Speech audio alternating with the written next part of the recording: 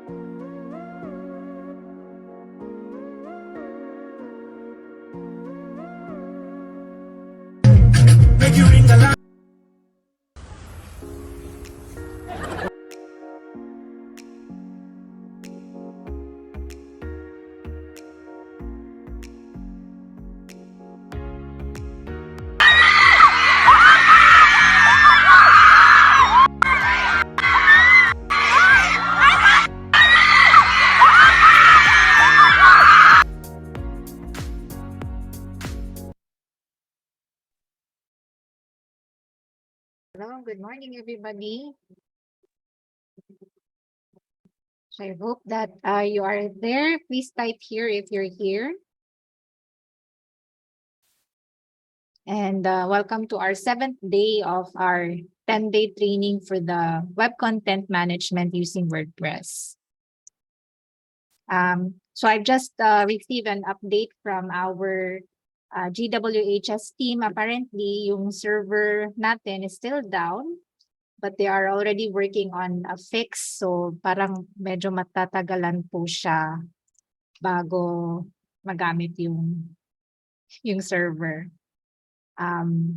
So anyways, if you need to review the material for the recording, you can visit na lang the Google Classroom. Ma-open na. Oh, yes. So up to now po may problem pa rin sa server. So hopefully we'll get a fix for it before the day end. Kung hindi, then we'll just work around with what we can do. So again, welcome to our session, our 7th day of training. And no more announcements from me, except that just a reminder, that on Friday we'll not meet each other, but we will resume our last day, our examination and presentation on Monday the 26th. So yun lang po. Good morning, Sir Bert. Hi, good morning. Good morning, everyone. Kumusta?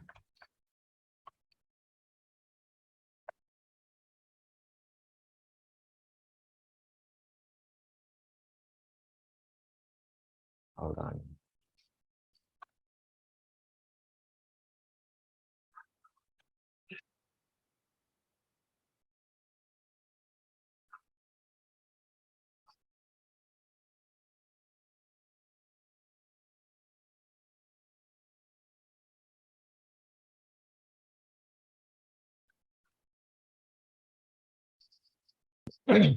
Yep, good morning. So, we will see now what we can do, but in any case na wala talagang si panel access or our access to the website become limited, no, somehow we will find another website to use for the demo. And I also pull up one cPanel account from our server, so more or less it's just the same. I mean, although the features in the staging cPanel account provided by GWHS is limited, no, as compared to the one that I will share later on. In any case, we don't have any access talaga, no, but more or less it's just the same. Okay, the process of optimization, the process of website security and other settings related to security, it's just the same. It's just a matter of understanding how to secure the website, how to secure your cPanel. So actually, that's gonna be our topic for this morning.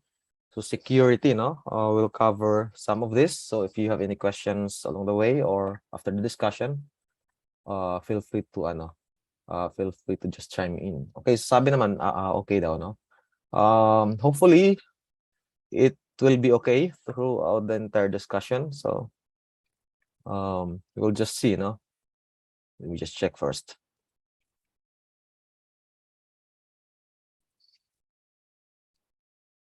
Okay, if you want your website, no, to be used for the demo, just let me know. Send me the WordPress username, the dashboard, no, your WordPress dashboard username and password.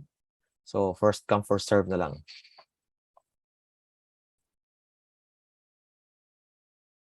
Just send me a direct message.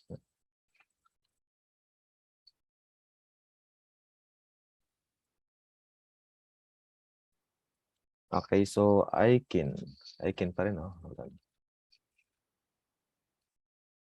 Oops.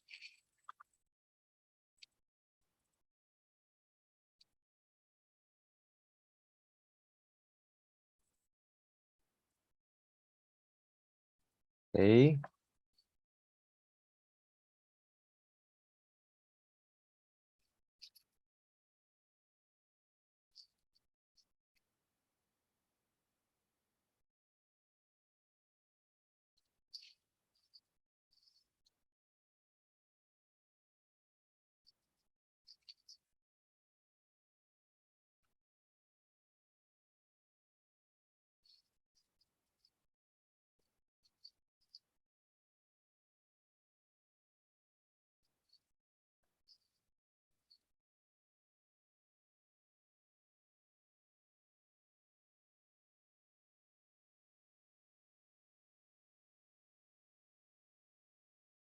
Okay, so just feel free to log in also to your accounts so that you can follow through during the demo. Okay, so I'll take it from here later on. For now, let me just share to you my presentation.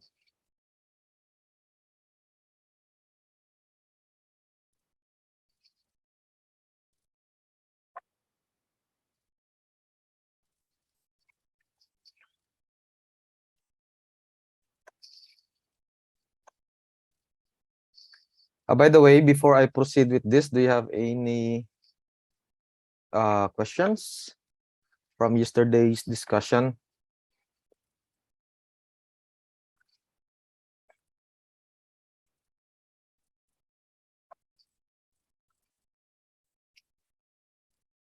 Okay, none so far. By the way, natapos ba yun natin kahapon? Yung sa ano? I think hindi natin na demo yung ano no, asset cleanup. Naputol. Okay.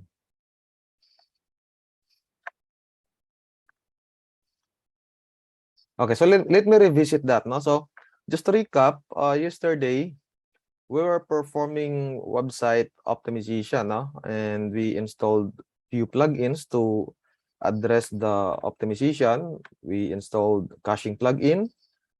In the example, I used W3 total cache. Okay, but as I've said, it's really up to you if you want to use something else, no, for the caching. On top of the caching, I also recommended to you the use of Smash. Smash for the image compression and image optimization. But as you are also free to use other plugins, no, for the image optimization.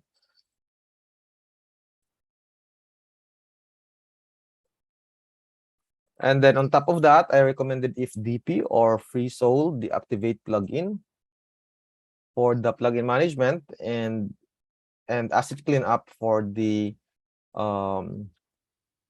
for cleaning up the fats, no, yung mga exist files ng WordPress. I'm looking at this account.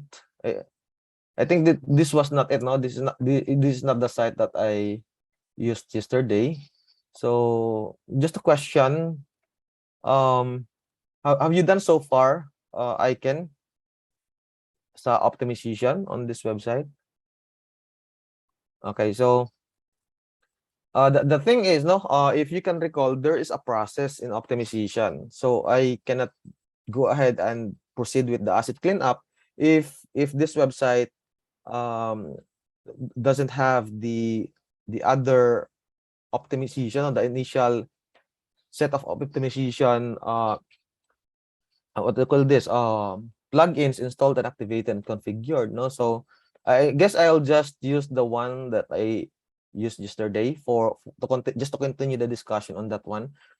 Okay, so I can just go ahead on you can probably just do the optimization at your own pace later on. Just start with the caching. So that's the first step. So caching, image compression, then plugin management, then the last part is asset management. I mean asset cleanup. So yan. Kinsa ganito nga website gahapon? I guess 21. Tagulo ano, this one.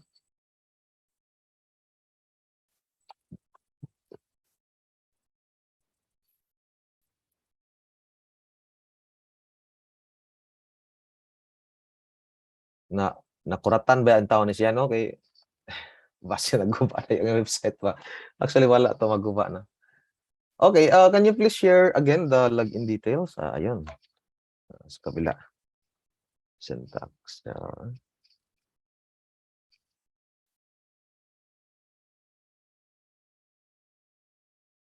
Syntax error.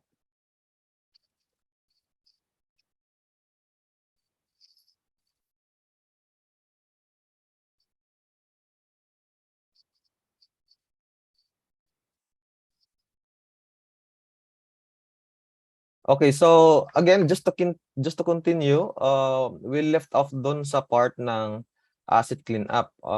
If you can still recall, we were setting this up, no? Okay, so let's go back to that. But actually, after prior to this, we were able to achieve a really good result, right? In fact, if we test it again this time, let me see. GT metrics.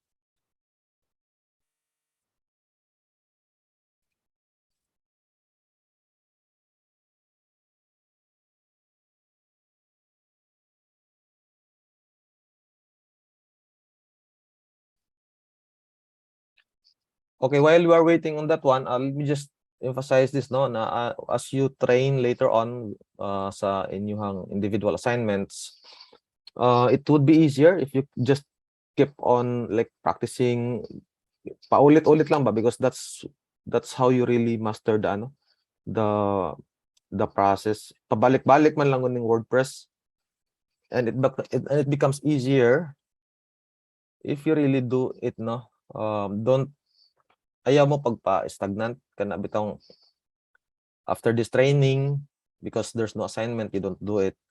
Try to if you are really eager to learn more, pwede man mo mag-experiment ba, mag set up og inyong mga case study website na ma-practicean gid ninyo. Okay, so here, no, it's grade B after the second test. Let's see, no, sa third test. Okay, let me just check if we still have the plugins there. Okay, so if DP, ayan. So we still have it there, so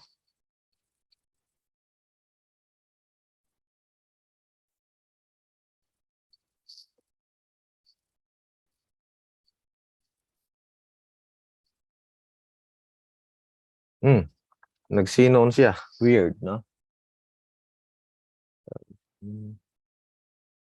Okay, anyway, so siguro grade B good siya, no? And this only tells us that we need to do more or further optimization, and we have to do it.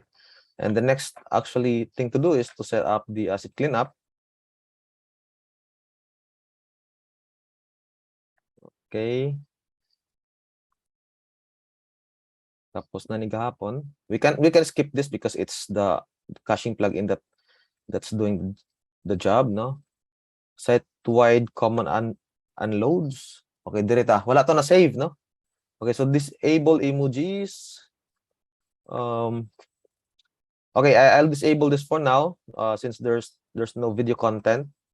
But in any case, you embed videos like from YouTube, you have to enable this. Okay, I'll also enable this one. I won't touch the Gutenberg CSS because we are using Gutenberg.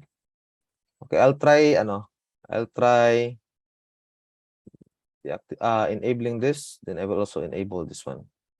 Let's see what happens. You save the changes, then you revisit the website. If it's broken, then you have to revert the setting to the default one. Okay, so it looks good, no? You can even like purge cache and reload just to make sure that you have the first version of the website. Ayan. So, ayan, na-flash na siya, no?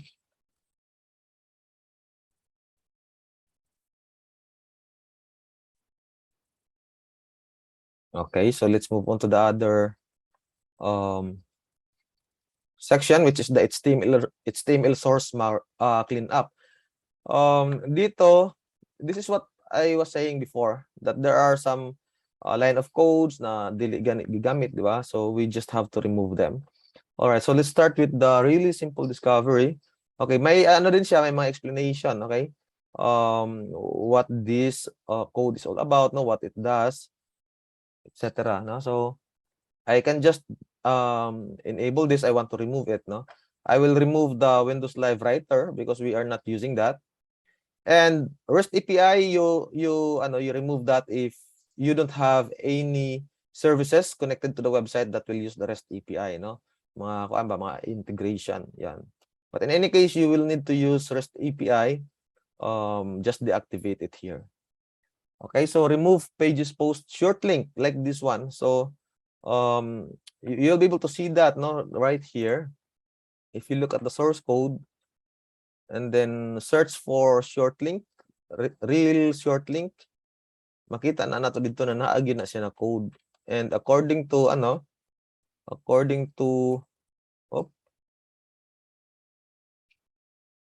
okay, hold on. Let's open a post instead. Like this one, and when you view the source code, ayan, you see something like this, no? But sabi ni asset cleanup, we actually don't need that, and I agree. No, you don't share the link like visit this blog at domain.com p equals 196. We don't share links like that. We share link like this, right? Actually, yung slug mo hindi pa optimized, okay? So feel free to just address that. Okay, post relational links yung sa previous next, no, sa sa bottom part. If you're not using that, you also remove it. WordPress version, we don't want to display the WordPress version for security reason, okay? So we have to enable this feature. Remove all generator tags or meta tags. So like this one, we don't need it, no? So just leave it there. I mean, enable it there. Remove main RSS feed link. If you are not pushing your contents to third-party websites through RSS or RSS, nakalimutan ko sa meaning, no? It's like syndication ba, something. Just enable the just remove it also, no?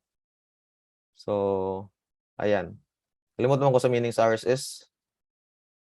Really simple syndication man yata, no? So let me just see. Ayan, really simple syndication. Okay, remove comment RSS. If you are not using the comment system, then just remove it also. And okay, this one is this feature will strip all comments except the Internet Explorer conditional ones. If you wish to keep specific contents, blah blah blah, no? Idea actually is, remember when you write codes, if you are familiar with that one. When you write code, sometimes the developer or the coder add section for comments, no? Kanang mga notes ba, internal notes. This functionality right here will remove those comments. The goal is to reduce the line, no? So if you come to think of it, how many lines are these? This page alone has this is an example of comment, like that. This page alone has like 852 lines, no? If we save this, I mean, if we implement these changes right here, ma-reduce na siya. Okay, let's check that. Okay, so we have it. I mean, the changes have been applied already. So let's okay, purge muna natin so that we get the fresh copy of the page or the website. Okay, so if we load this one, okay, so nothing changed, meaning everything is okay. But here, take a look at this. No, 852 na ang original lines. The expectation is actually to reduce this, no? So let's see how many lines left this time from 852. Reload ko siya. Ayan, 840 na lang siya. So somehow that those fats na remove, no?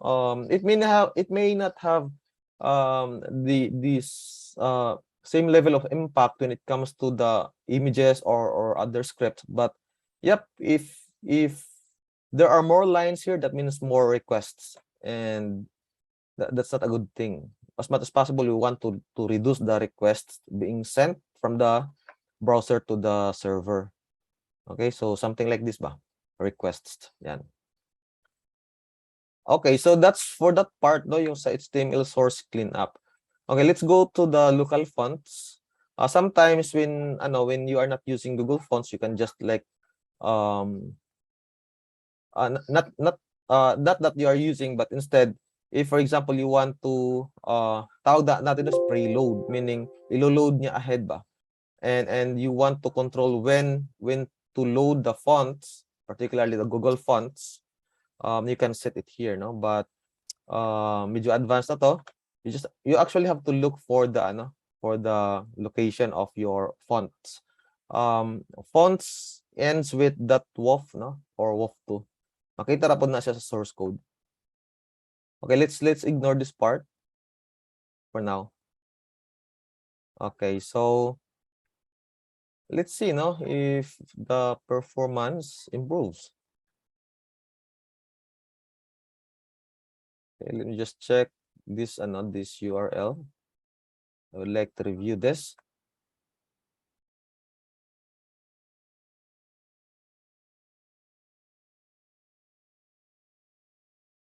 Home, okay.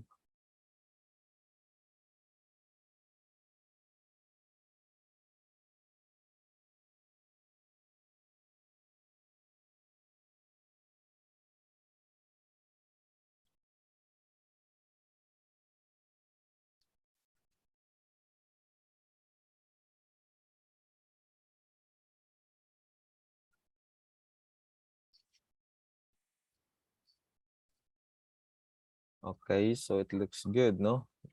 Walang nasira. So let's try it again.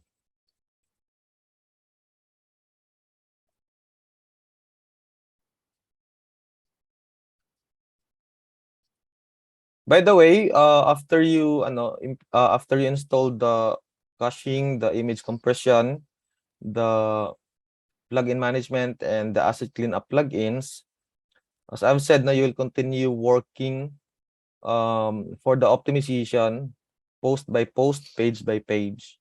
So you really have to go through each one of them. Para for every page na that the user visits or that the user views, no? So it's like optimized talaga siya, not just the homepage. Okay, so grade B. Okay, let's run another retest.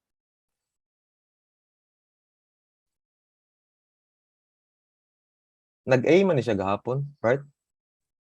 So I'm not sure if did you make some changes here? Sa ano sa taguluan? Yes, go ahead. Kana raman sir, kaning pre-install raman kay pang deactivate raman ako tong di na kailangan. Okay. So here, no, it says that the performance is 87%. So it's still something that we can improve, no? But take a look at this largest contentful paint. When we see LCP, it actually points to the indicators. LCP is the large images. So ito, as you can see, the na-load niya ang image like 1.8 seconds later, and then the target is like 1.2. So yan. So ano yung pwedeng gawin natin doon? So it's either we make adjustments sa image, okay? Like this, no? Or let's see kung ano yung ano niya. Yung size niya.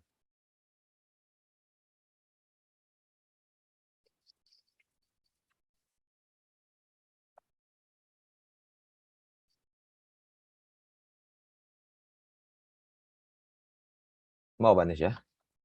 Is this it? This one? Municipality. Hold on.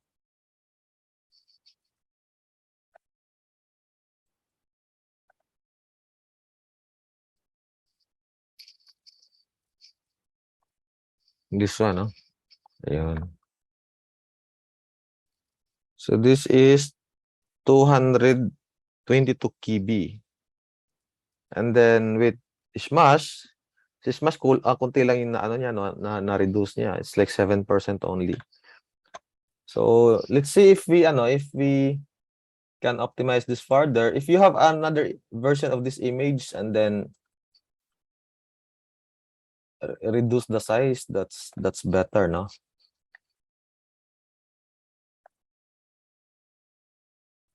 Save ko lang siya. Yes, go ahead. Sir, sa home bitaw nga kanan sa yang sa online niya kay nay makita lagi nga yellow nga mura siya padakon daw ang kuan niya pixel ata na Sa asa. ay ibalik This one? sa gilid. Oh, this one, no? Yes, sir. Yes. I guess you need to make adjustments then.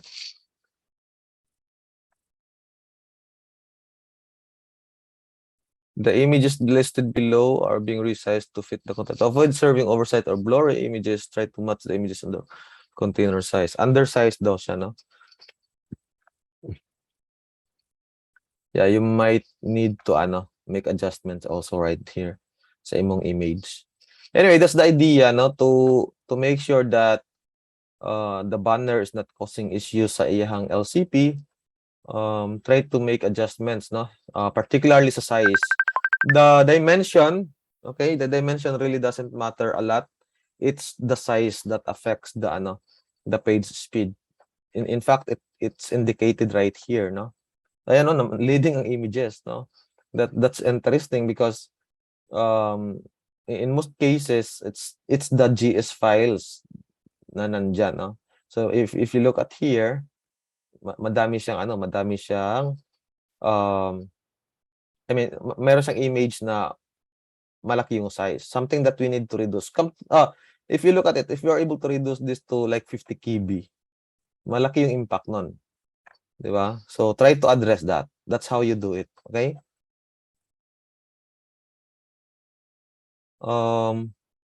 Another thing, okay, so I'll be sharing also another additional technique na siya sa optimization. Say, for example, you have done everything na. Okay na yung images, and you suspect that the problem has something to do with the GS or CSS files. How will you address that? So that's where the asset plugin comes in, no? Further. The one that we did earlier, that was just the site-wide settings. Dere. So site-wide ra gid to siya. Hold on.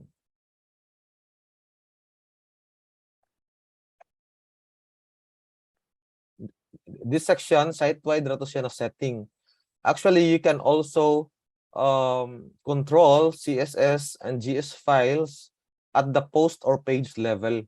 So that's how ano siya kanang yun ana sa kumbaga ka sophisticated, no, na ano na plugin. Okay, let me just check this one for a while. Reading.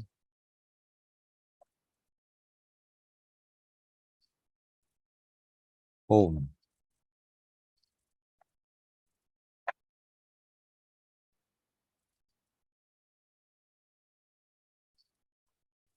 Okay.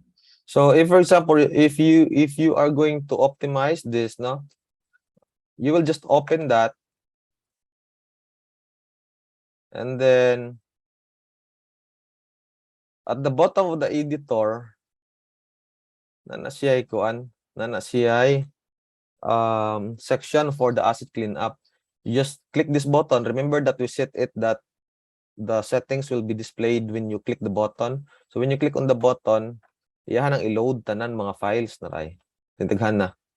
Now, how will you know which one of these files you need to deactivate or unload?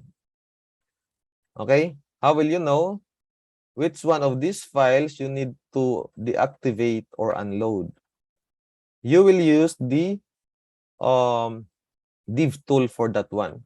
So how to do that, no? How will you do that? In the front end, right here, just right click, no? Just right click and then inspect element. All right? And then look for the waterfall, no? So hold on, let me just check.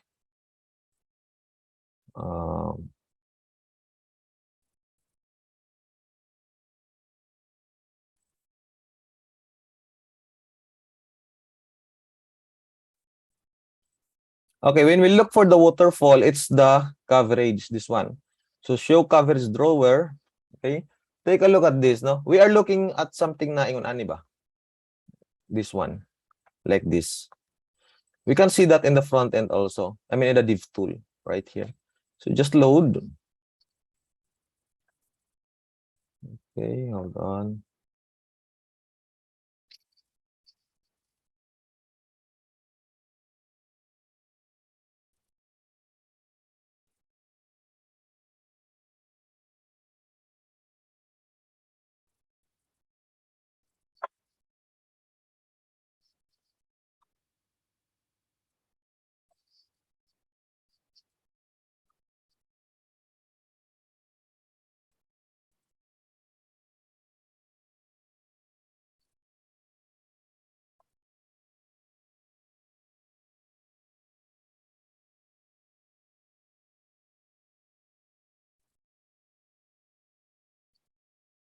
for a while guys ha. Nalang ko ipangita.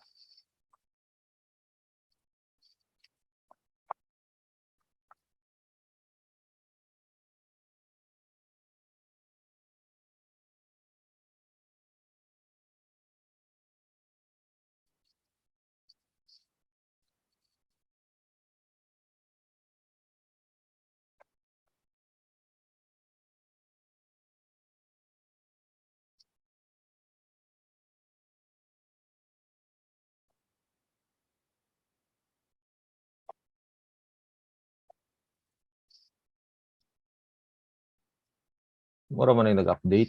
You should be able to see something here like percentage usage ba. So let me just check on that.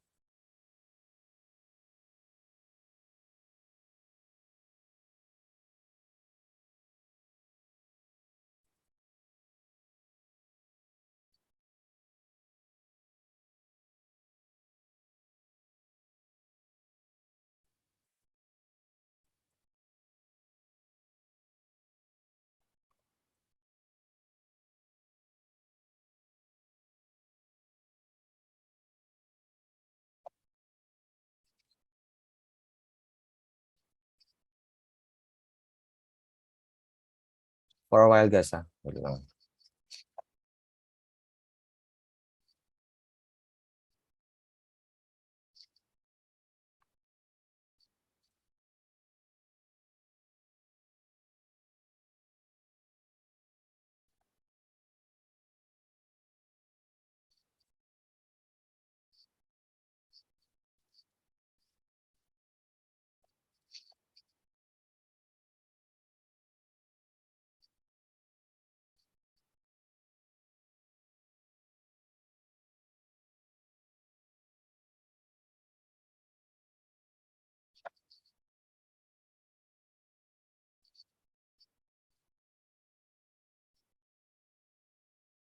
Lahi naman sa purma.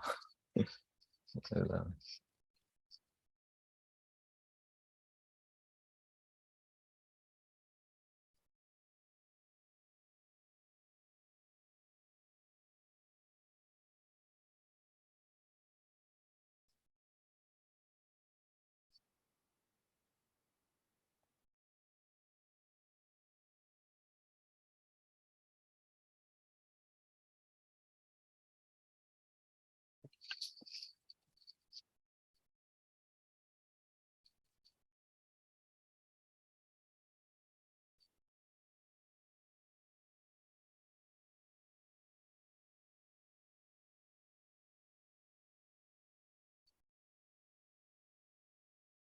Okay, so we're looking at ano no, options sa div tool. Now, when we load the page, we'll be able to see the usage, no? Let me just check now.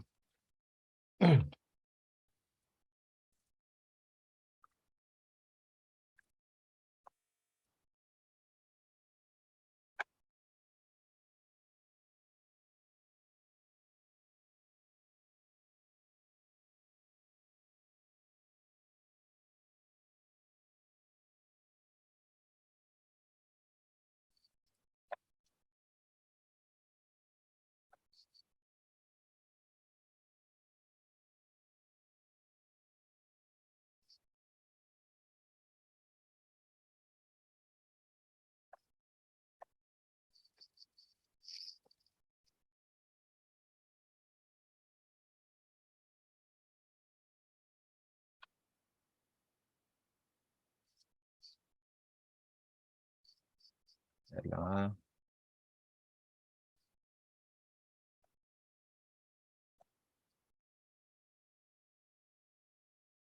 Yung ane ba? Mao ni atong ipangita.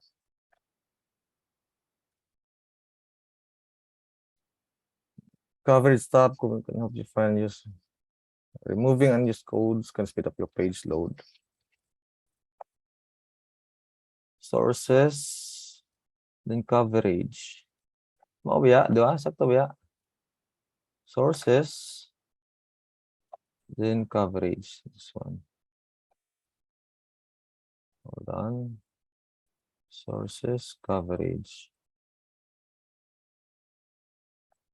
Reload na to.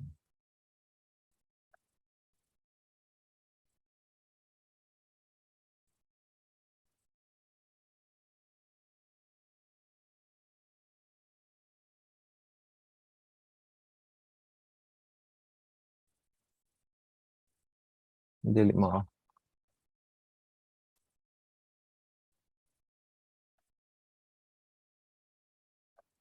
Yun, so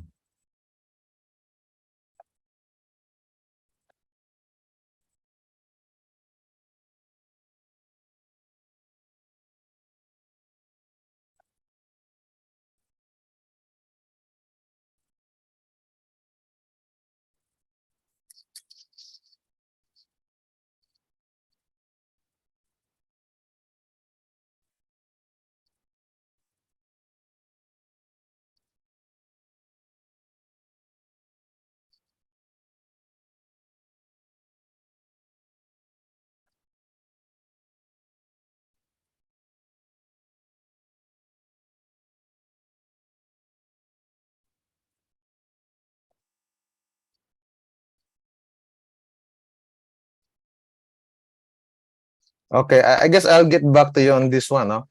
Before, how we do it is we use this process, no? We inspect the elements and then essentially just look at the coverage, no? So, but here when I look at the coverage, we're not able to see it, no?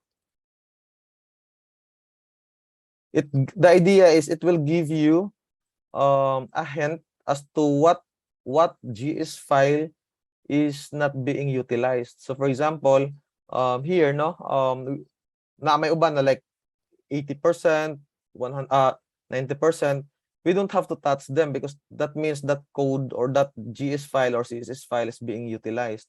What we are going to look for is the ones with 100% unused file, no? And once you determine that file, you are going to go back here, right here, and look for that file and then unload it. So that's the idea, no? Just trying to I'm just trying to look for that here. Thing is, seems like this is new, no? Yeah, I check ganiha the update.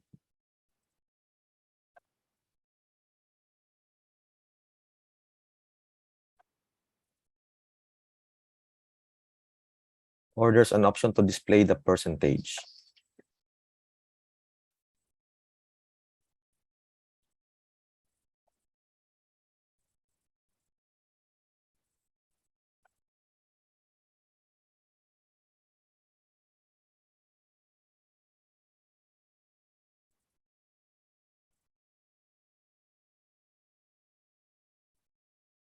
So yeah, I'll just get back to you about this, no? I want to I want to see if there's a new location where to find that instead of this process. Medyo outdated na rin, no? Like 2019 pa siya. So anyway, so I hope you get the idea, no, that again, to maximize the use of the asset cleanup tool, you will just identify the files that are not being utilized in the page. So once you have the file name, for example, if this is the file name, dash icon, that mean that CSS, you will just look for that file, no? You will just look for that file. Okay, assuming that the coverage for this is like 100% unused, you will just look for this file, okay? Here, sir, ano nyo lang, search nyo lang.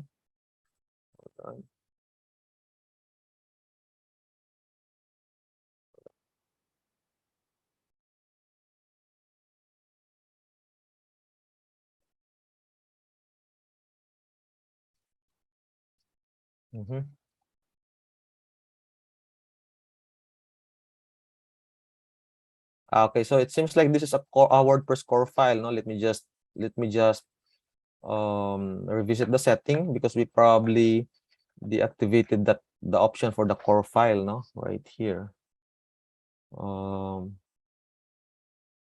Hide WordPress. Ayan, di natin makita because we did not disable this, no? Right now the default is it is hidden. So I will uncheck this.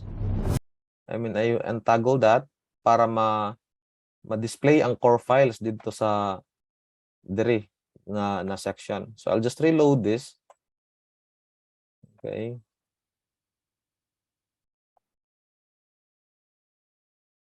Now the core files, the expectation is that the core files will be displayed na in this section. So the next time we search for that we should be able to see that. Oh, nagyapon. Hold on. Dito. Core files.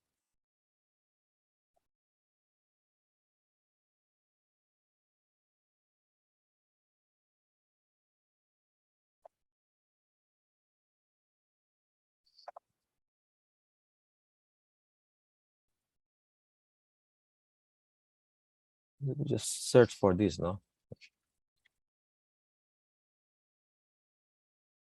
Ayan. So,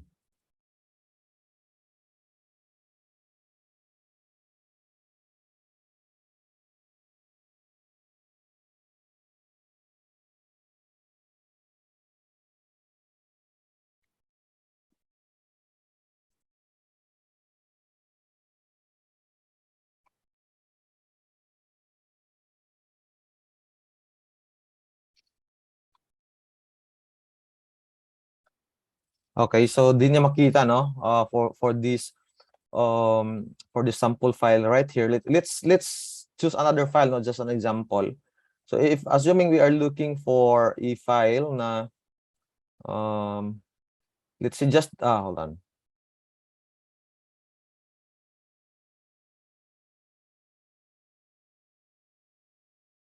Nindot yung tato makita gina to ang kanabi tong actual file gid ba wa gigamit para accurate gid ang ato ang kuan. I'm not sure if you can see this here. Let me see.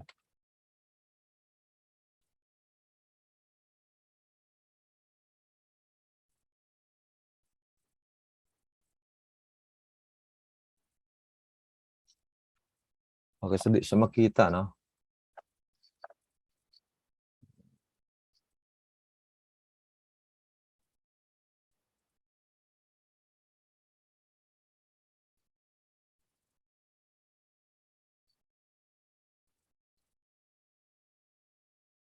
Okay, I guess I'll just get back to you with this one.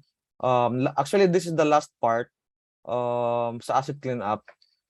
Okay, I'll take a look later and then I'll get back to you and then demo that one again.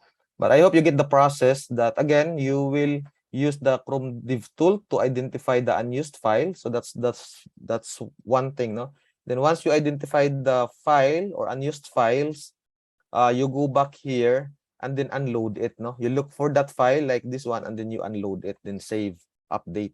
So that way those files won't be loaded anymore in the front end kasi we unloaded it. So that's the idea.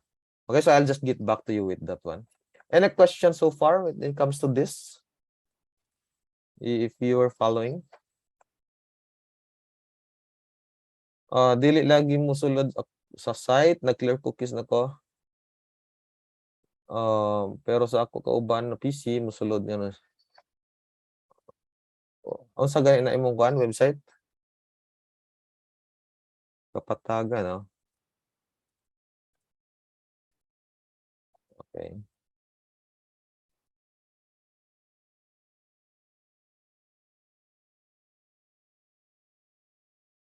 Di lagi musulod ako site.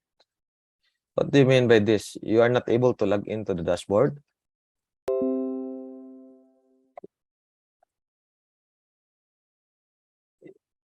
Yes.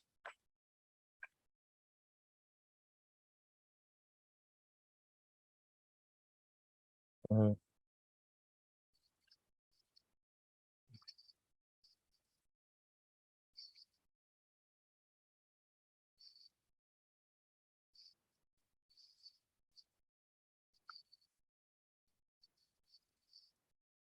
Okay, so did you try kuan another browser?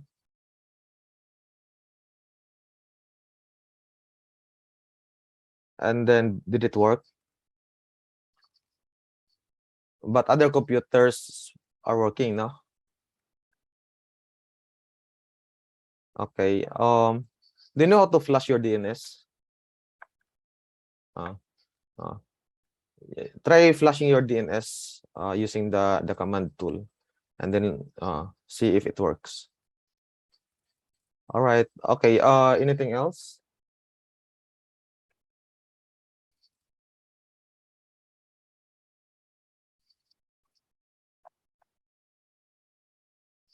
Okay. So if you don't have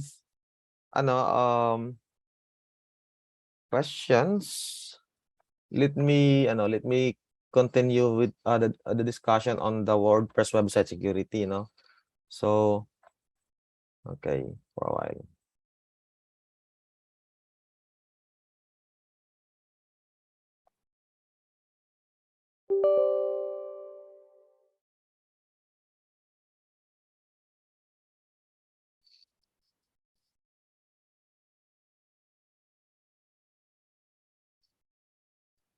Okay, just run another test, not just to have something new that we can revisit later on. Kasi we have still one final demo right there that we need to revisit.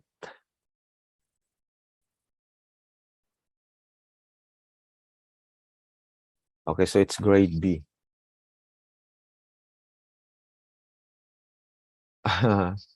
Dili na siya pwede, no?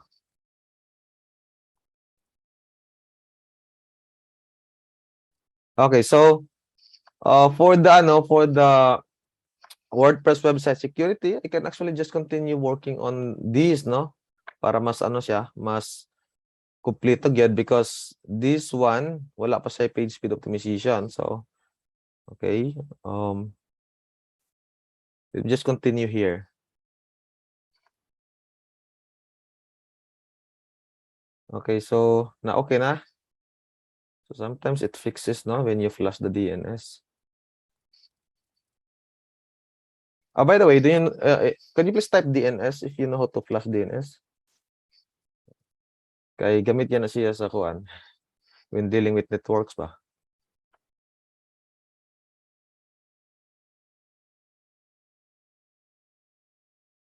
Actually, lang na siya, no, more on debugging, yes, sa CMD. More on debugging skill lang na siya.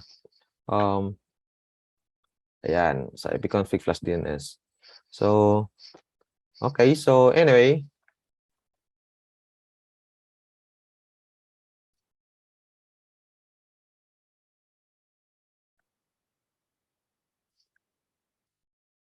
okay, so let's continue our discussion for the main topic today, which is website security, management, and maintenance. So the idea here is for you to really learn the best practices, no, in managing website and maintaining the website, and of course making sure that the website is really secure. And remember that we are going to do this for government websites. It only makes sense for us to really implement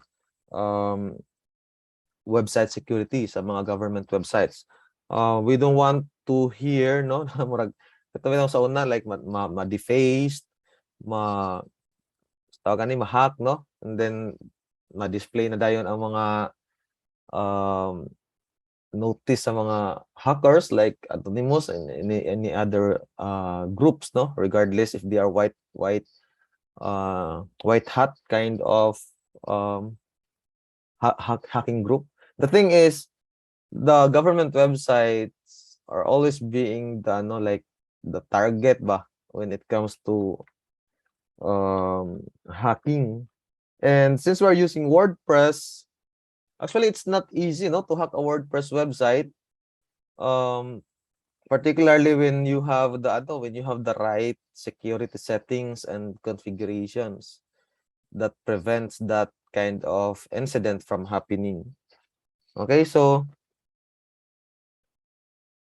over the next slides, we'll cover this, no, the security checklist and the best practices, analyzing access logs and incident response, and of course, scope of website management and maintenance. So, unsay mga angay ninyo buhaton when in managing the website aside from the usual content management, di ba? So there are a lot of things that you need to do. That is why it only makes sense for the like AO 39, no, to really recommend or mandate that the agencies must have their personnel, no, that manages the website, not just like a random IT officer that are not, I mean, that focuses on something else. In other words, the website must be given priority also, no, when it comes to management. All right, so some of the basic WordPress security like activities that you can do. You can do this, no? You have to really set a strong username and password. That's very basic. Don't use password that represents your name. I mean, don't use username that represents your name. Okay, don't use username that uses your domain name. Okay, you have to make it really unpredictable. So I'll show you later in the demo how to really do that. For the password, make sure that it's really strong. Okay, you can use tools like LastPass or any password generator to do that for you, and make sure that you save a copy of those passwords. In my case, for example, personally, I have a lot of websites. I manage a lot of client websites. I have a lot of access, no, and credentials, but I'm able to manage them because I use a password manager for that one, no? So just things like LastPass or Dashlane. So I suggest that you also do that para dili gid na ninyo makalimtan. And of course, recommend that also to your trainees. Set up anti-spam like Akismet or any other anti-spam plugin. And then enable SSL or secure socket layer. Later on, when you use or if you are able to integrate CDN like Cloudflare to your website, you get a free SSL from Cloudflare, and you can actually just use plugin like really simple SSL to enable that. No, so it's the really simple SSL plugin that does the job, no, in setting up your SSL. Before, it's like setting up an SSL is a complicated process, but now it's just a click of a button, no, using the really simple SSL plugin. So that's the name of the plugin. Okay, but of course, even if you don't use CDN like Cloudflare, but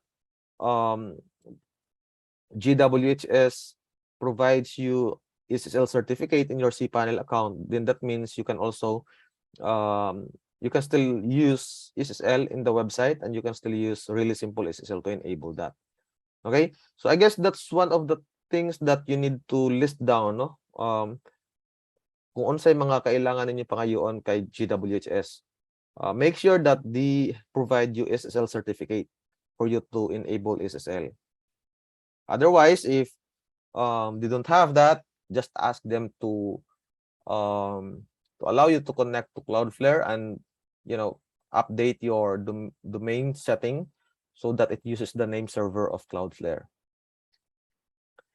At the website level, okay, so you can use security plugin like WordFence or other plugins, no, like Security. Okay, so it's another security plugin for WordFence. I mean for WordPress, but the popular really and also one of the trustworthy and effective plugin is WordFence. Okay, so in the WordFence, once you install this later on, here are the things that I want you to look into, no? Setting up the email alerts so that you get notified whatever activities related to security are happening in the website. You have to hide the WordPress version, so the intruders, the hackers may actually have like difficulty, no, or challenge hacking the website. In any case, they rely on, you know, determining the WordPress version. Okay, and then disable code execution. You also enable the brute force protection. I'll demo that one later on and explain further how it works.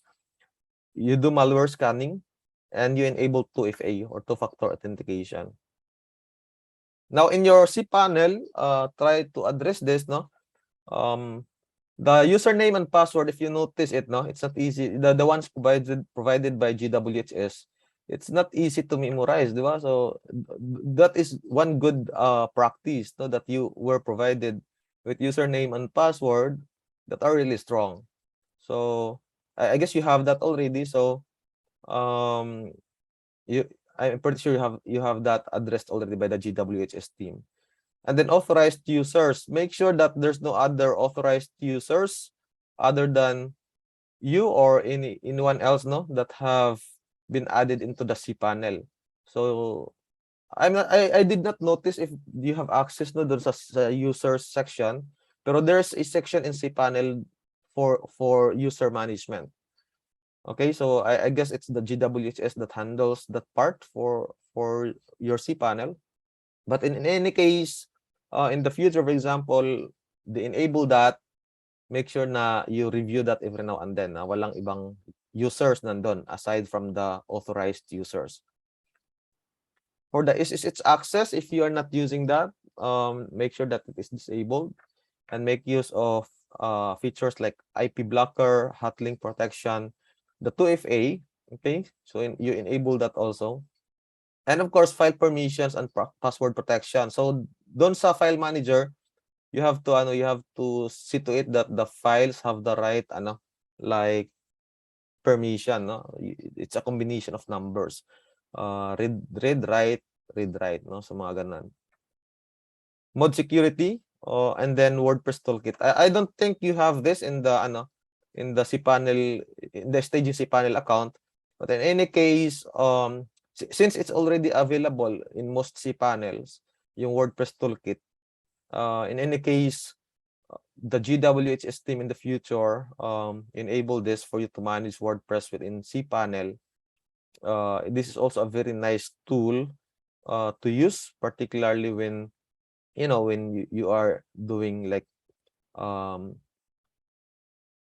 addressing security flows or incident response, no? Because you are able to compare the files doon sa WordPress toolkit na tool.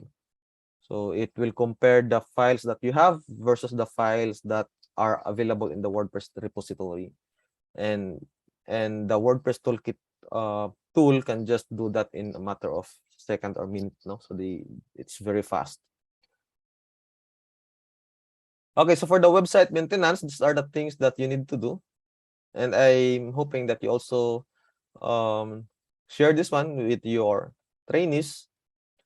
That is why, actually, as I've said, no, WordPress website management and maintenance, that alone is like, it's a very daunting task. Okay? So, kailangan yun siya ang attention. Otherwise, if the website is not being managed and maintained properly, ma-compromise din na siya. Okay? So, when you do site maintenance, you have to do this, no, yung website security, performance test or page speed test, and then updating of WordPress files, managing themes and plugins, image optimization. So when you add new image, you optimize it. No, when you add new content, kailangan mag performance test, particularly for that content. Managing spam. If the website gets a lot of spam, you have to address that. Forms are the forms are still working. So you have to check that every now and then, because you cannot just publish a contact page and then wala dito mag-work, no? So mo-complain ang users na we submitted an inquiry, we submitted something in the contact page, but the form somehow did not do its job. So as part of the website maintenance, you have to simulate that. You have to do the testing for the forms. And of course, make use of Google reCAPTCHA for added security layer. Yan. And then email deliverability. Are you getting the email notifications from your website? Otherwise, fix them. Kasi the website will be sending emails every now and then dun sa administrator. If the administrator is not getting any email from the website, then you are missing a lot of things about the website. So email deliverability must be part of the site maintenance. Database optimization. So you can just use a plugin for this. It's not a complicated process. There are a lot of plugins for database optimization. Just choose any of those, no, that based on the guideline that I shared to you the other day on how to choose the right plugin for this matter naman sa database optimization. So the idea with the database optimization plugin is it will clean up the database, remove any remnants, remove any excess data not being utilized in the website, and of course remove those that are sort of redundant, no, na good every time. For example, if you are editing a page or a post and then it's save a draft of it, that draft alone is it creates a copy of the database for the post, and when you publish it, it's another copy of the database for the post. So magkanaa siya kuan mga redundancy sa mga data, and something that you can optimize, no, it's something that you can clean using database optimization plugin. Broken links at for all for errors, dapat inyo na i-check. You have to use plugins like broken link checker. So of course you cannot detect by yourself all the broken links unless you see them. So there's a plugin for that one. The plugin being used for this is broken link checker. So just take note of that and install that later on. For the user management, make sure that all the authorized users make sure that all users inside the WordPress dashboard are just the authorized users. If you notice that there's someone na parang unusual user or intruder, just make sure to delete them, no? So it's very important to always check the user section of the website. Content and SEO audit. So again, for findability, you need to do this every now and then whenever you have new content published. Now, if the website will use analytics for the tracking, no, make sure when you do the site maintenance, make sure to review if the analytics tracking codes are still in the website. Kasi when there are cases na when you update the the website, nawawala yung na-override yung file where you put the tracking codes. So you have to make sure, no, that the tracking code is still exists. I will share to you some tips, no, how to check the analytics tracking code even if you don't log into the website. So there's a way to do that, and I will share to you how to do that later on. Okay, and of course, whenever you're done with your website maintenance, for example, you have done already the regular or periodic maintenance, you will have to create a new backup of that. Okay, so that's the new backup, and then you ditch out the old backup because you no longer need to use that. So you create a new backup, have a copy of it in your local computer or in any cloud services, and of course use that in any case you need to recover something, okay, or if the website gets broken like weeks later or months later. So yeah, that's the idea. No, you always keep a fresh final backup each time you are done with the website maintenance. All right, so any question to that before I do the demo?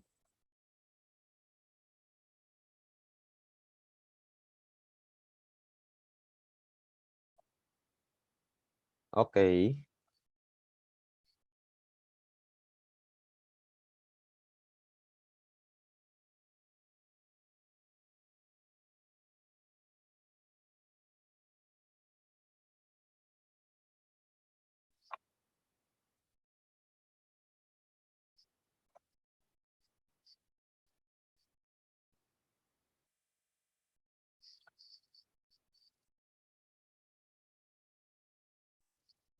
Okay, so for the website security, the plugin you will use, the one that I will recommend is WordFence.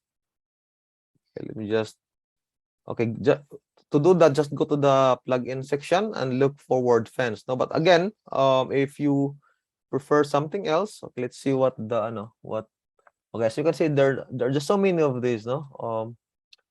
Ayan, and just WordFence as part of the allowed plugins. But if you want, you can also use Fury, okay? But my personal recommendation is really WordFence. So just install WordFence.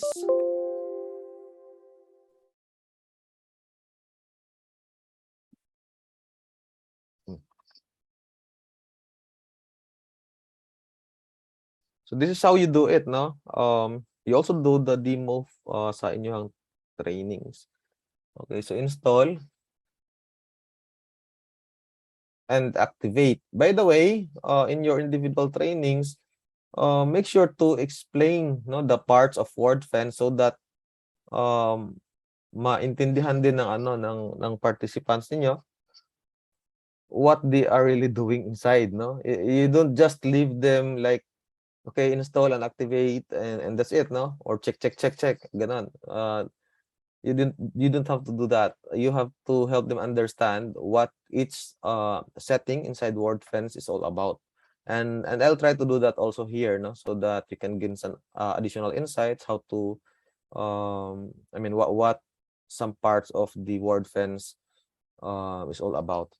So I'll just have to for now, okay, I'll just input my email address. Hold on. May I have your email address for this website so that you kasi this is this is a website of taguluan. So I'll just use this email address. Ayan.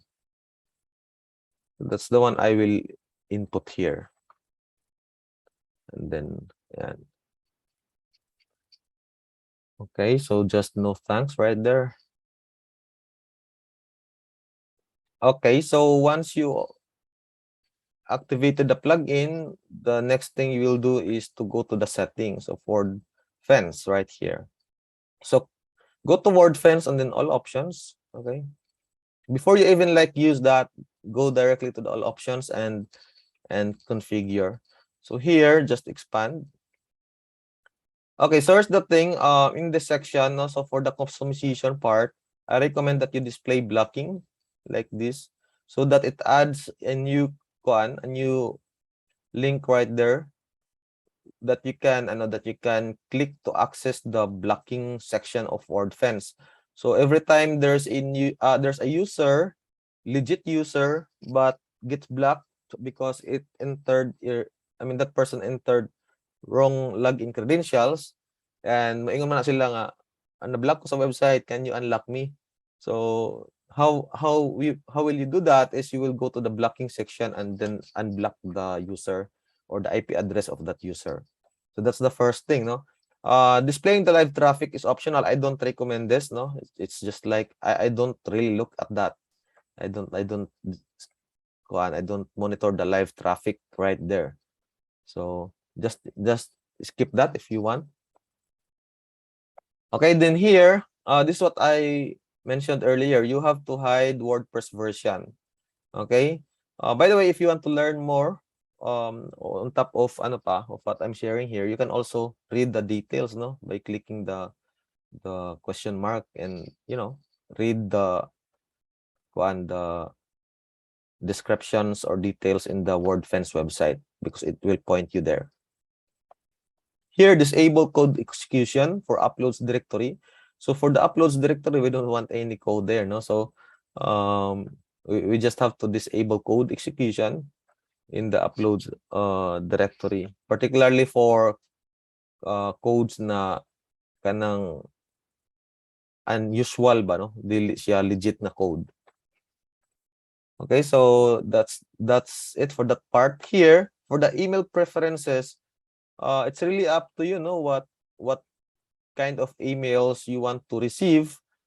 about the WordFence security, kasi as you can see here, there's an option that says email me when WordFence is automatically updated. If you don't want that, you can just uncheck this, no? So in this section, I guess the only thing that I want you to look into, aside from the defaults, alert me when someone with administrator access signs in. So this is very, very important. Only alert me when the administrator signs in from a new device. So if you want to enable this, just do that also, no?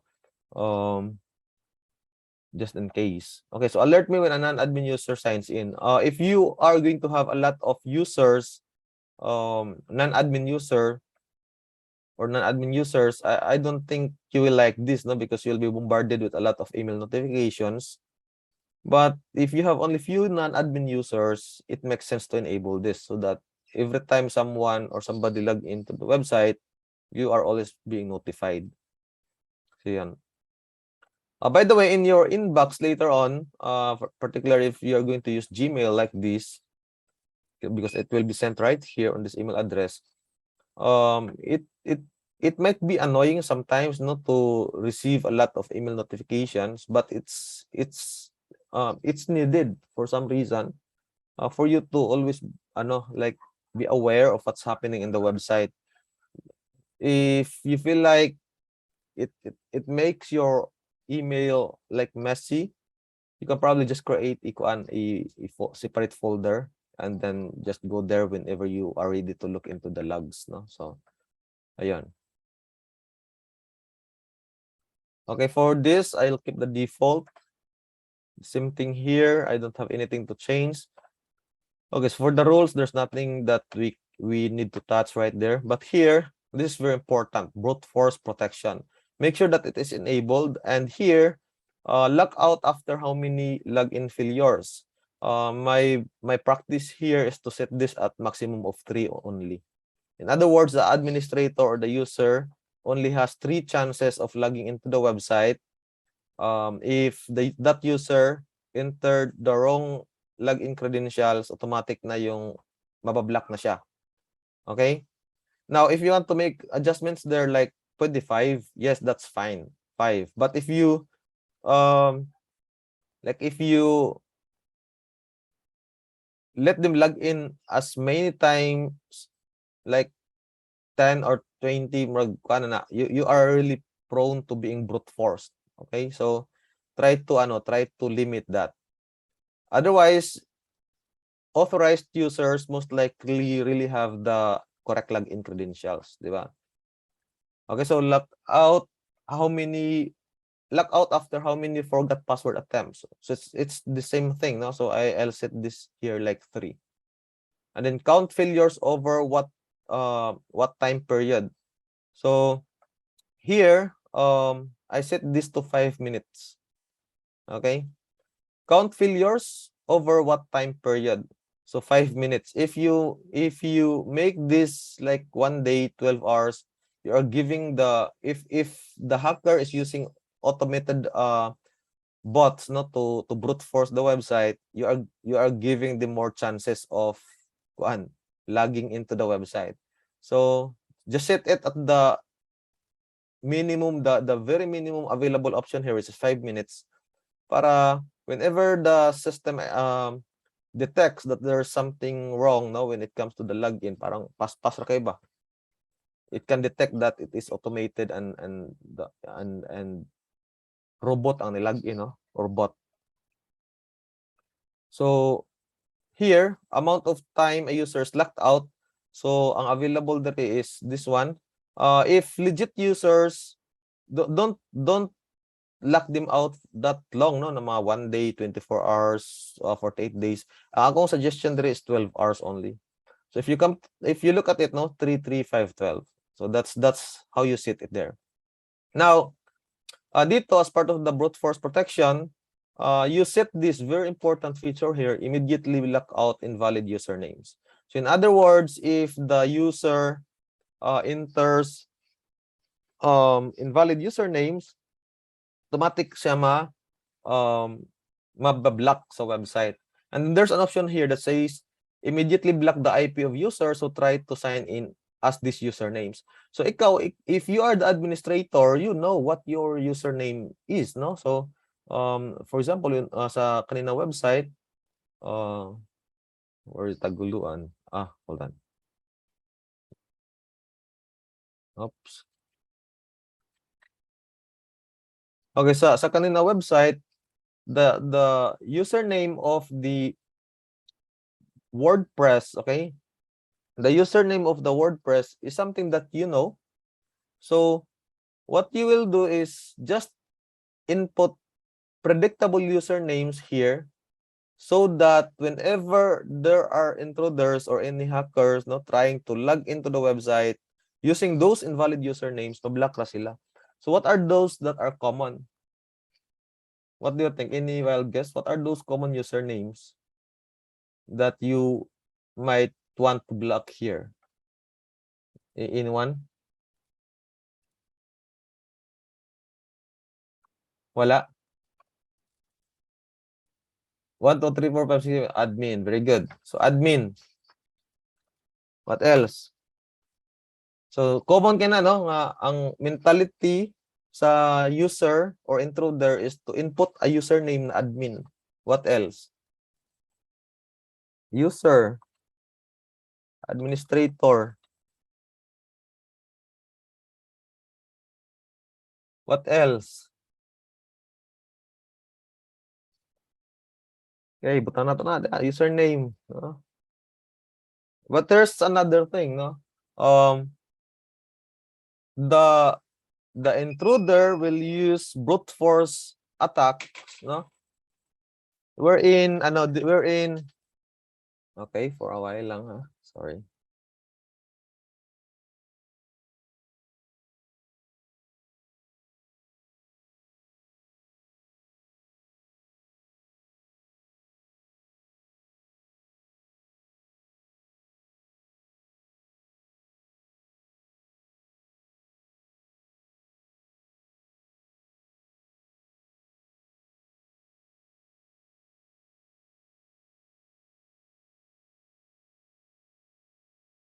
Okay, going back, no? Ang pinaka-common pod gyud na gamiton sa mga brute force attacks kay kaning paggamit sa imong domain. This one ba? For example, this one. If this is the domain, naay tendency na gamiton to sa sa pag-brute force kadto na domain as the username. So that is why it's not recommended that you set your domain name as your username sa WordPress. So for example, with this one, this is your domain name. Assuming this is your domain name, no? Although we know that this is just a subdirectory, but assuming that this is your domain name, you have to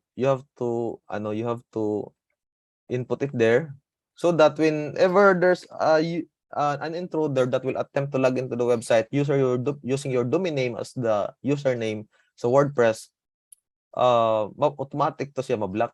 Okay, your email address, no, you can put as many possible combinations. You just put it there para mablock sila automatically. Okay, all right, so let's just have that as an example for the usernames. But again, the idea is to add those predictable usernames here. Okay, something that you don't really use. If you put your username in and then log in ka sa website, maunay ka, di ba? Maunay ka sa imong brute force protection.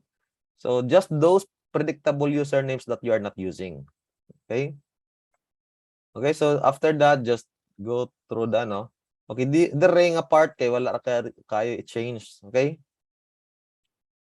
But here sa sa scan section, the rule of thumb is to scan everything. So enabled the default setting looks like this, no, but we recommend that you also you also enable the scan theme files against repository version for changes. You also scan plugin files against repository versions for changes. And scan files outside your WordPress installation. Remember that the files kay naama na sa public HTML folder sa inyong file manager. we will use WordFence to scan the file manager outside also of the installation folder of WordPress. So yeah, we'll also scan images, binary, and other files if they were executable. So in other words, all of these, no, in the general options for the scanning, enable them all. So yan. Then use low resource scanning para dili kayo siya intensive. And that's it. Then you save changes, no? Always save changes right there. So bantay mo dire, mananan say blocking ma-insert diha, refresh. There you go. As you can see right there. Okay. So again, it is here where you can unblock the users na na-block. Of course, just those users na authorized, no, na ni ano ni sa inyo ni tawag dito ka nang ni-request nga, hey, na-block ko sa website, can you please unblock me? So nato dire list nato magawas dire no katong mga na-block. So if those are legit users, inyo haratong i-unblock sila. Okay, para dili na sila magpaabot og 12 hours kay 12 hours man to atong giset. Okay, otherwise magpaabot sila og 12 hours. Okay? Another thing in WordFence is to go to the login security and enable 2FA. Mogamit naman, can you please type 2FA if you use 2FA?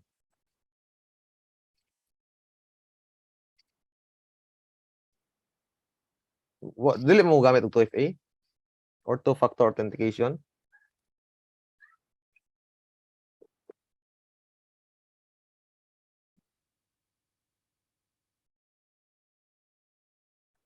Okay, if you're not using 2FA yet, no, just go to the login security section of WordFence and then follow the instruction here, no. So what you will need is what we call as the authenticator app. I recommend Google Authenticator. Okay, and then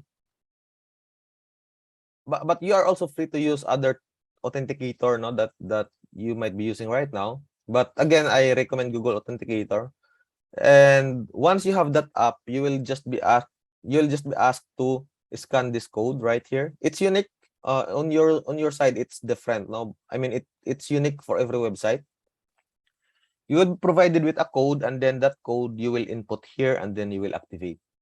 And then every time you log into the website, it will ask you to input the 2FA. So that way, it's very important, by the way, the use of 2FA, because even if the intruder gets past your login page, a 2FA will still be required. So, di gyapon sila kasulo, di ba? So, another layer of security. Okay, so there's a question here. Unsa gani nga WordFence na, sir? 3 man ka WordFence. Okay, so here, no, when you look for that in the okay, when you look for that in the WordFence directory,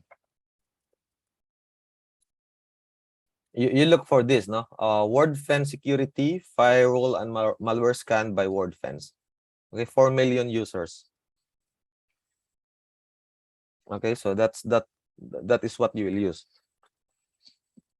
You don't need to use the WordFence login security na plugin because it's already added, not to the main plugin right here.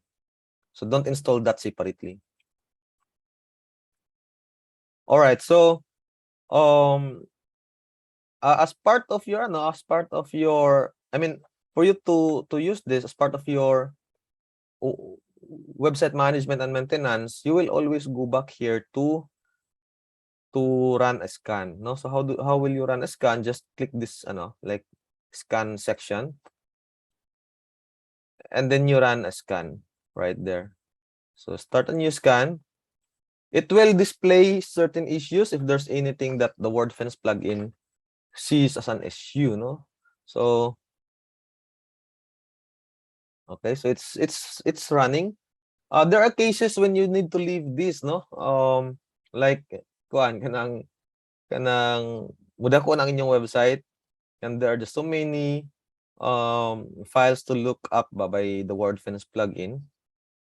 You will need to leave it running, and for this one I can only predict this will just like last for a few minutes. Okay, gamay pa man ni siya na website.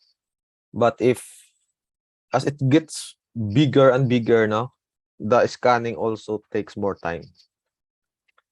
Okay, so while we are waiting for that, do you have any further questions, clarifications?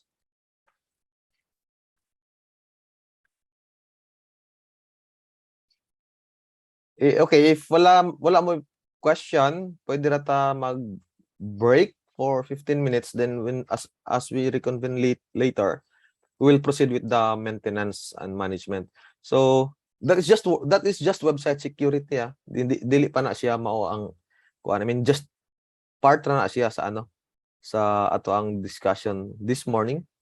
So we'll still cover the management and maintenance, particularly katong naa sa checklist. No, I will explain further and demo some of those parts that needs plugins, no, among other things. So, all right. So breaks ata 15 minutes. Okay, sir.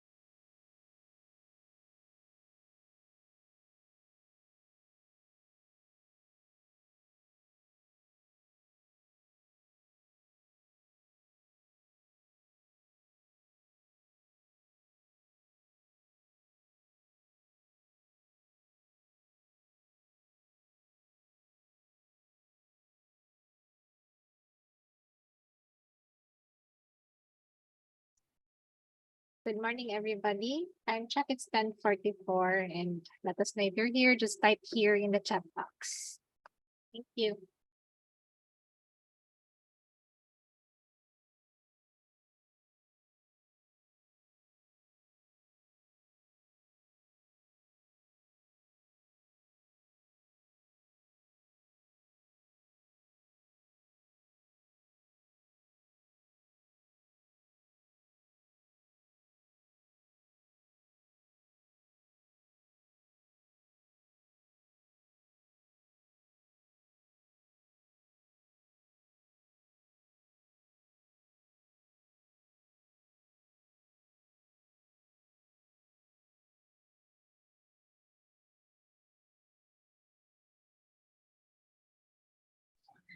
Wala pa yata sila.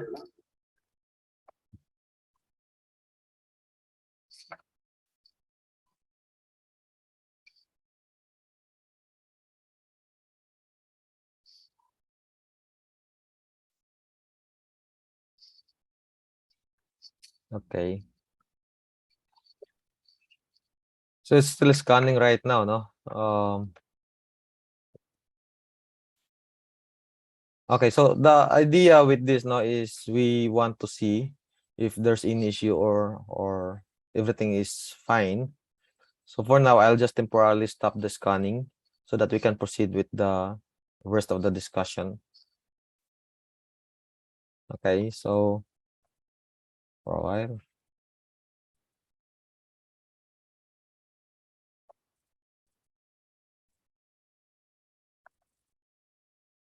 Again, that's for the WordFence security, no, or website security. Let's see if there's something that we can do here, no, sa cPanel. Okay, cPanel has two-factor authentication. You can enable this here also. It's the same process. Just click that set up two-factor authentication button right there, and then scan this code. The same process. You will be asked to input the code here for you to be able to use the 2FA in the in the cPanel. But here's the thing, no.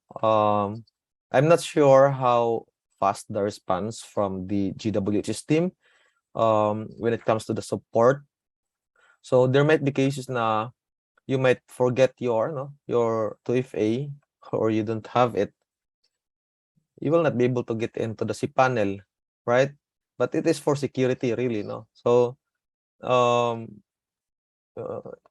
in that case, I guess I'll just recommend in a way that you first you check with GWHS if like what's the usual turnaround time in any case you need help from them disabling this, no, because once you cannot get in and the 2FA is the problem, they need to disable this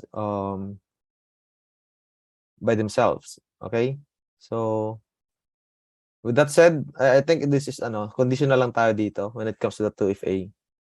Okay, so again, don't do this if there's no assurance of there's no assurance of fast response from the GWHS team. But for the other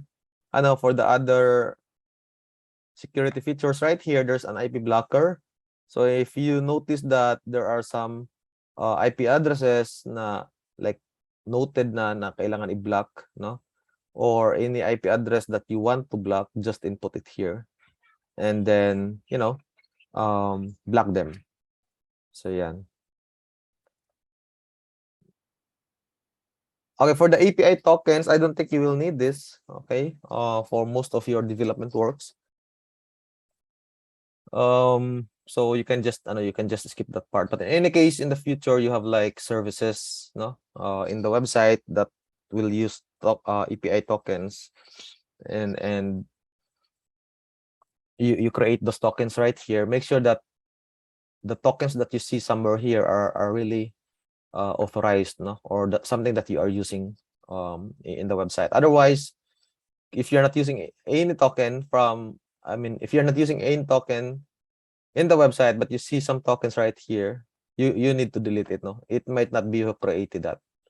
So That's how it works. Hot link protection, if you don't like to be if you don't want your website to be hot linked by other websites, just enable this feature. Okay? But of course, if you want to allow certain URLs like this to hot link to your website, you can also do that. So it's very straightforward, man. Okay, so other than this one, let me see what else we can use. Okay, password security. So your password and username. By the way, your username, that's provided by di ba? By GWHS, and the password. For the password, it's something that you can actually change. So just do that here, if you feel like there's a need for that one.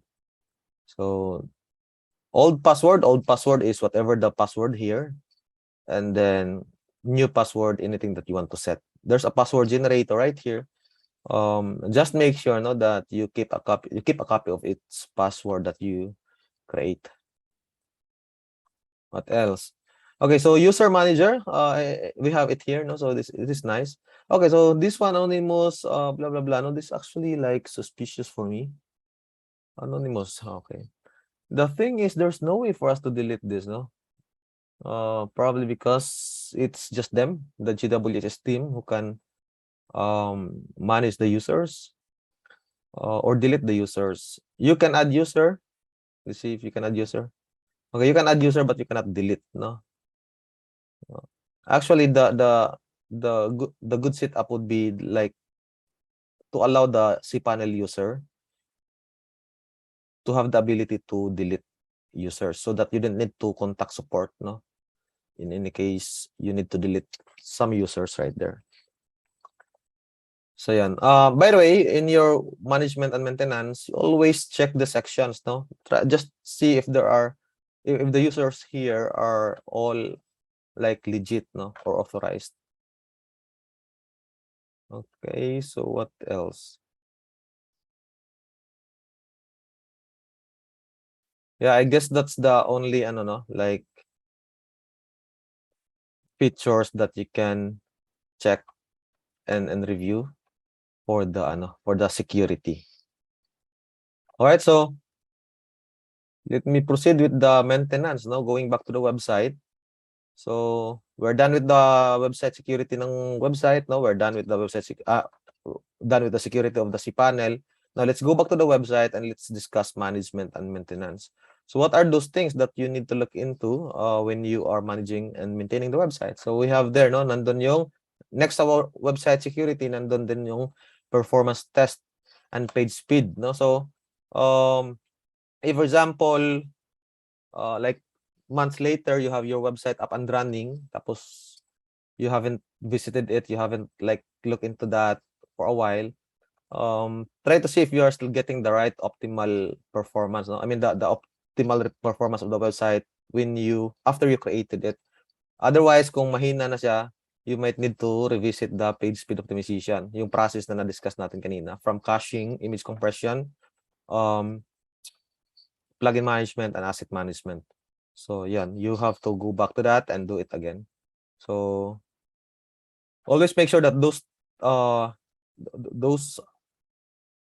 optimization activities are really done, no? Para yung website it remains optimized, no? So it's very important. Okay, that's the other that's other item in your maintenance and management checklist.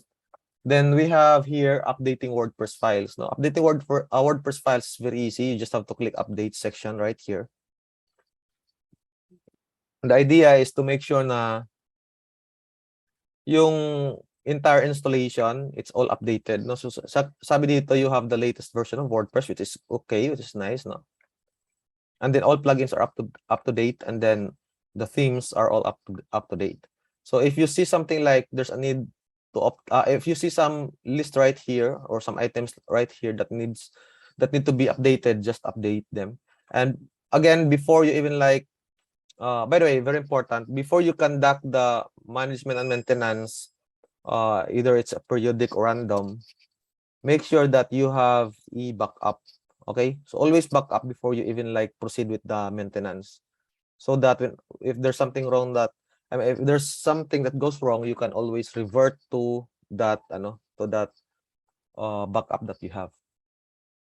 All right, so it's very important actually by ang backup, because sometimes when you update WordPress, when you update plugins, it causes issues, no? So very important to have a backup. All right, so we don't need to update because it's all updated. So you can move on to the next, which is managing themes and plugins. So what does it mean?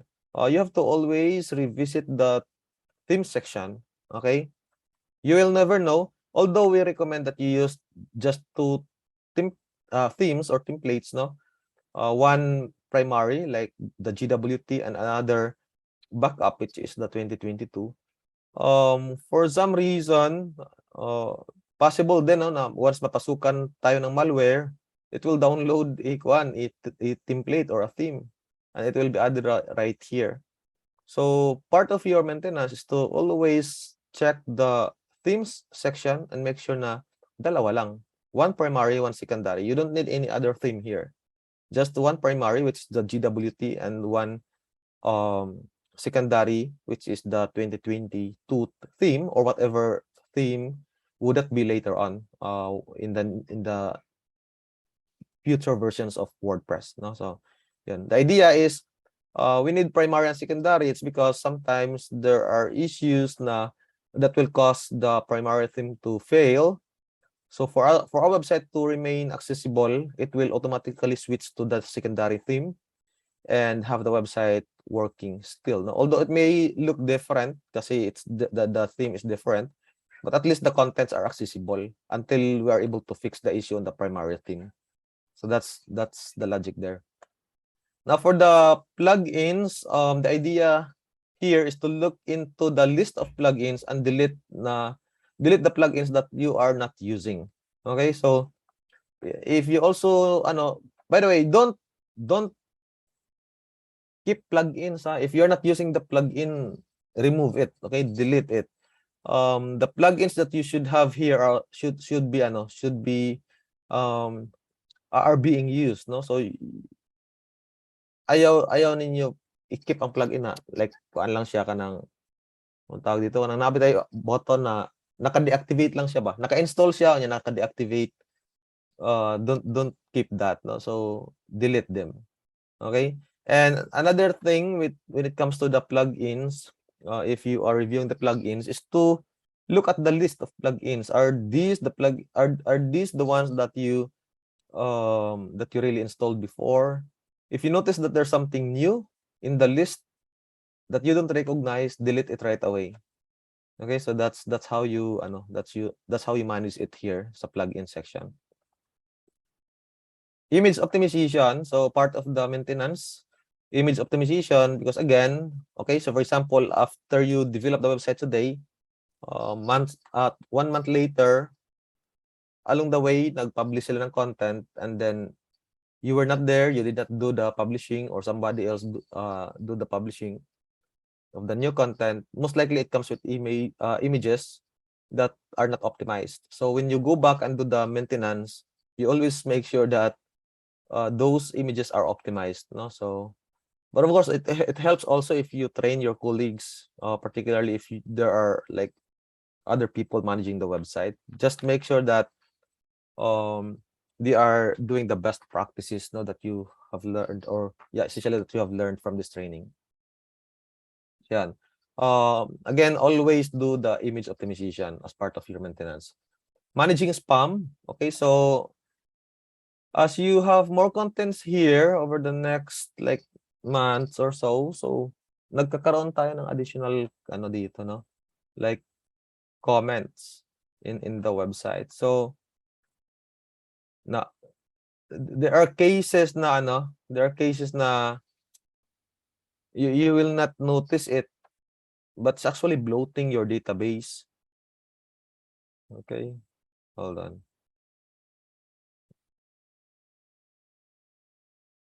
It seems like it's disabled, no?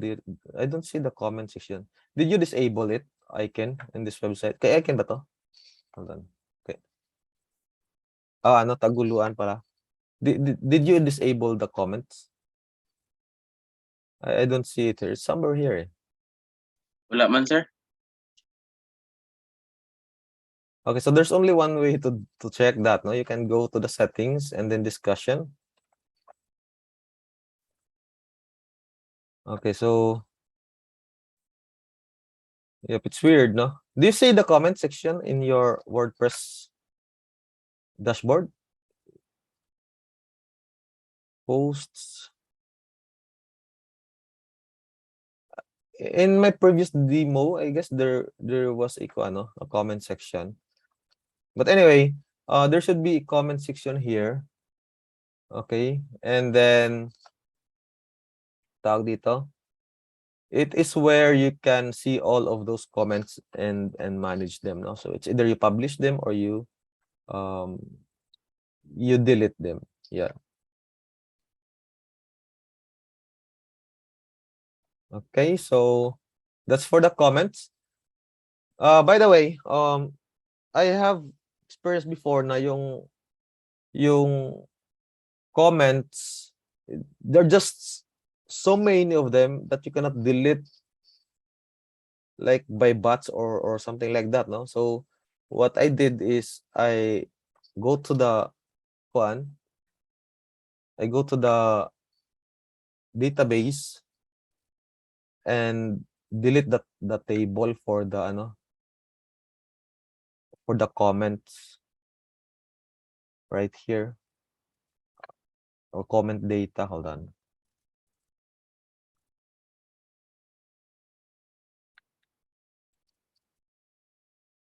Okay, I guess yeah, in this table right here. So there's just so many there's so many comments and all of which are spam comments. So I just deleted them here, no? So someone is raising his hand. Yep. Sir, sa plugin sa sa dashboard, pwede ra ba i-enable ang update? You mean auto update? You mean auto update? Auto update? Sir, sa sir, sa plugins. You mean auto update lagi? Enable. This one. Pero okay Yeah. ra sa sir. Pwede ra siya sir kay or lay mausap kung na mga update sir sa imong pag set up. Yep, you can also do that, no? If you feel like you need to save time doing that, you can also use the auto update feature. The thing is, the best practice really is to read whenever there's an update for that plugin, it's important that you read the content of the update, like what's gonna change. Because if it's a critical if it's a critical plugin that needs if it's a critical plugin and then you enable auto update, it's either it does good or bad, no, to the website. So yep, I guess it's a case to case basis. So you can probably enable auto updates on certain plugins that you think won't cause issues, but don't enable auto updates on plugins that you might want to just review manually before you update. So for the WordFence security plugin, for example, it makes sense to enable auto updates because that's a security plugin. Maybe with the back updraft plus, for example, you can also do that. For the free soul and asset cleanup, I would suggest you do the manual update. So I will not enable it here. I have experience in the past na yung FDP na auto update siya and then it caused a lot of problem. So but na-revert rin lang naman 'yan. So case to case, you either enable auto update on certain plugins or you don't. So yeah. I hope I answered the question. Thank you sir. Thank you. Okay, so all right. So going back, no, on top of that, no, sa comments, smudging spam. Of course, you will need to use. By the way, I don't see here Kismet, no. So you will need to use a Kismet for that. If so, just search for a Kismet plugin.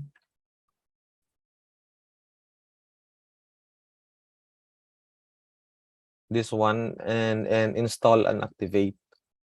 This will help you fight spam.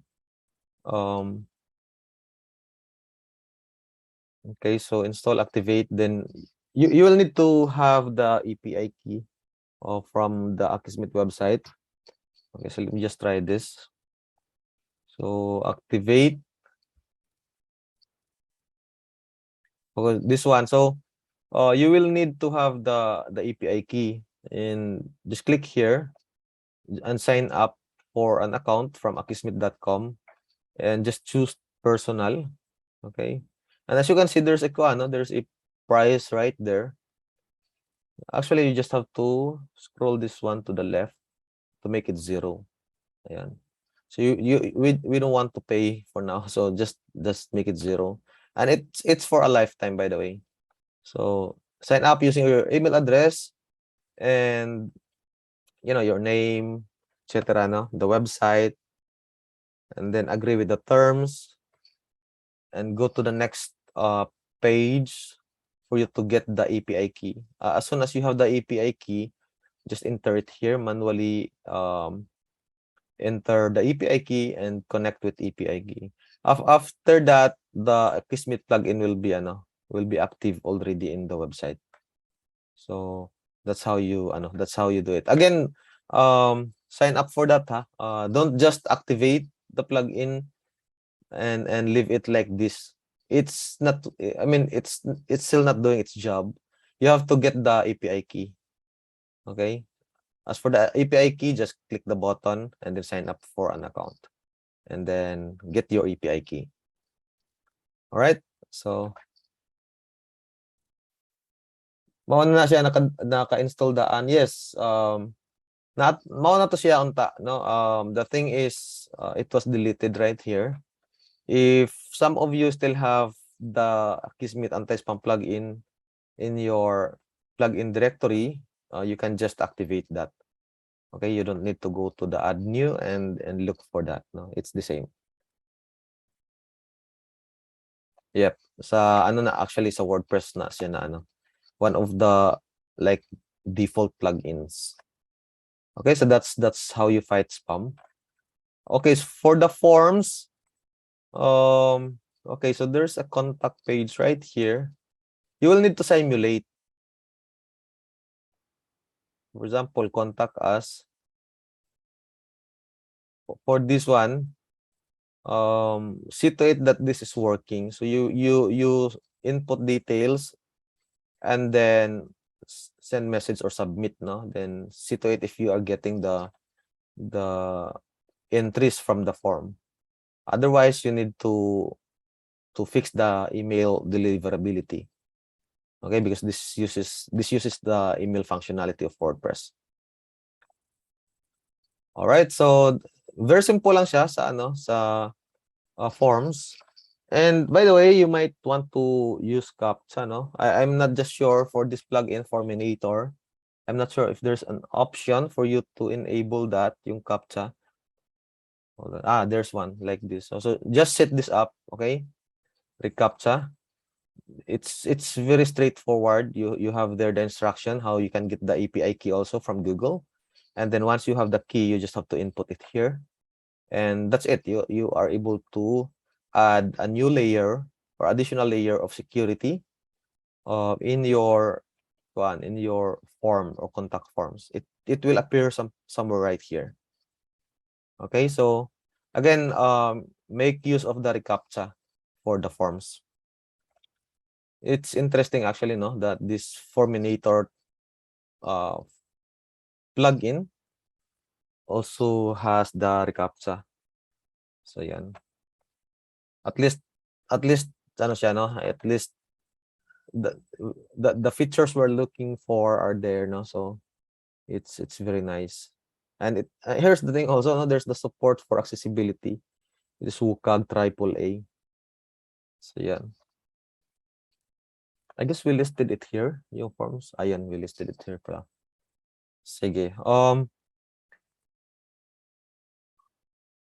Okay, so next two forms is email deliverability. Okay, so email deliverability. Here, by the way, the website right now is just using the default PHP mail function, no? And it is here. Now let me just show to you.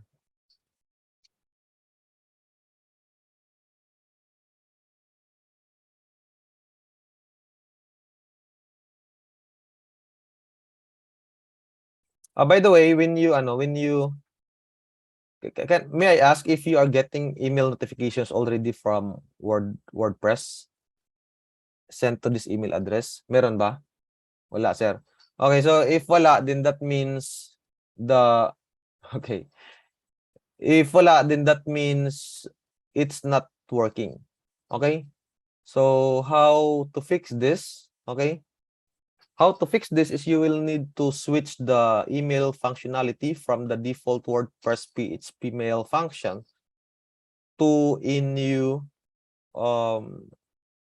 email provider like Gmail.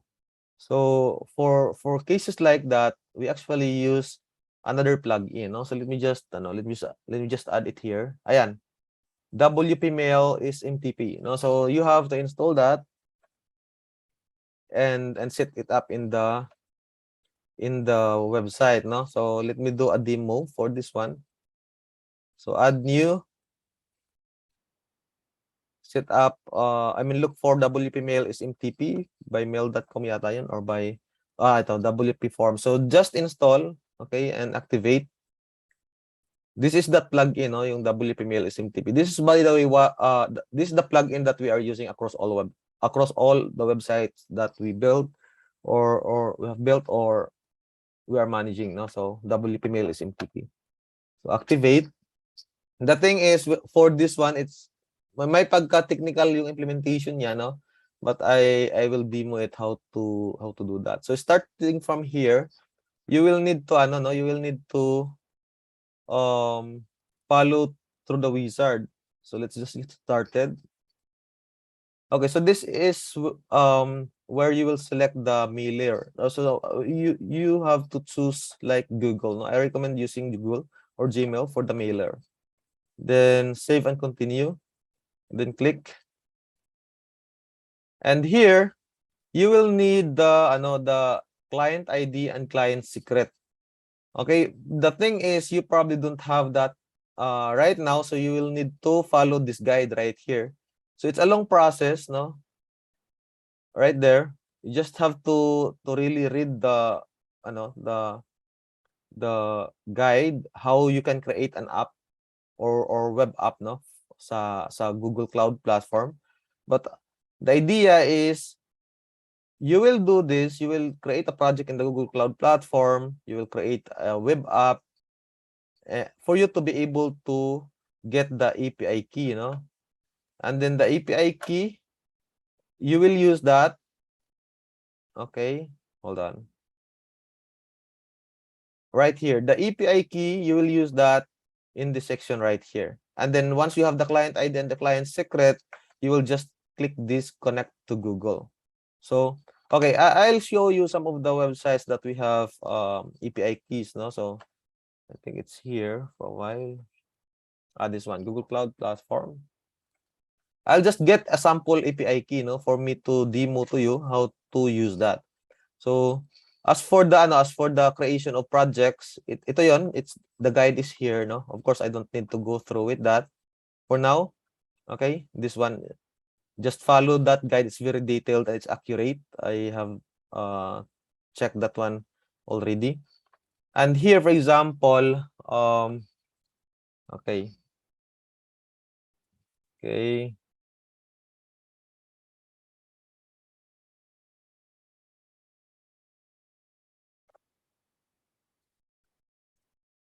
This is, by the way, the Google Cloud, no? If you are not familiar, this is Google Cloud platform. This is where you manage your applications.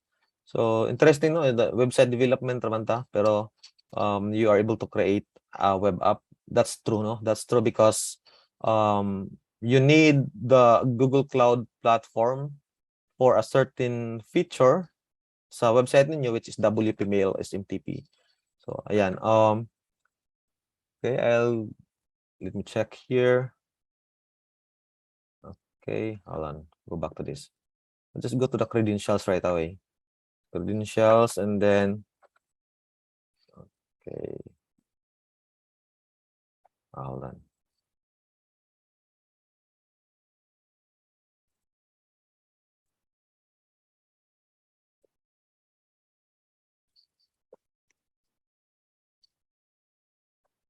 Okay, so it looks like this, no? It looks like this. You will create an app. On this case, for example, I created the it's called WordPress Bootcamp, no? PH. So that's the name of the the app, and it has a client ID and client secret right here. And this is what you will get, okay? And put it here, right there. And the client secret, tama ba? Hold on.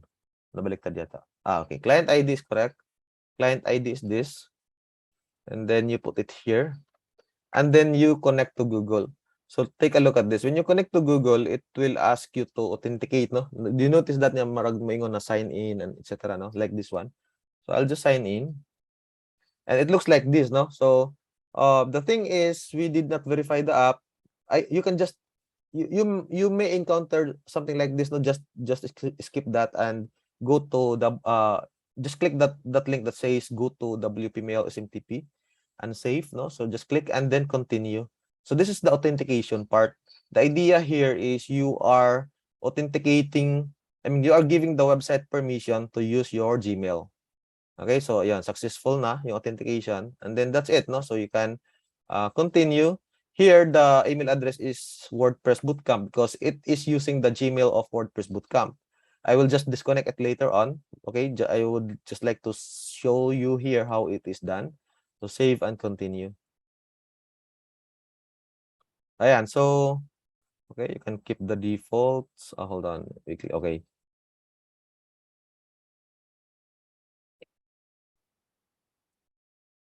So after this, the mail function of the website will actually work na. Okay, so hold on. Skip this part, no? Skip. Okay. Checking mailer configuration and finish it up.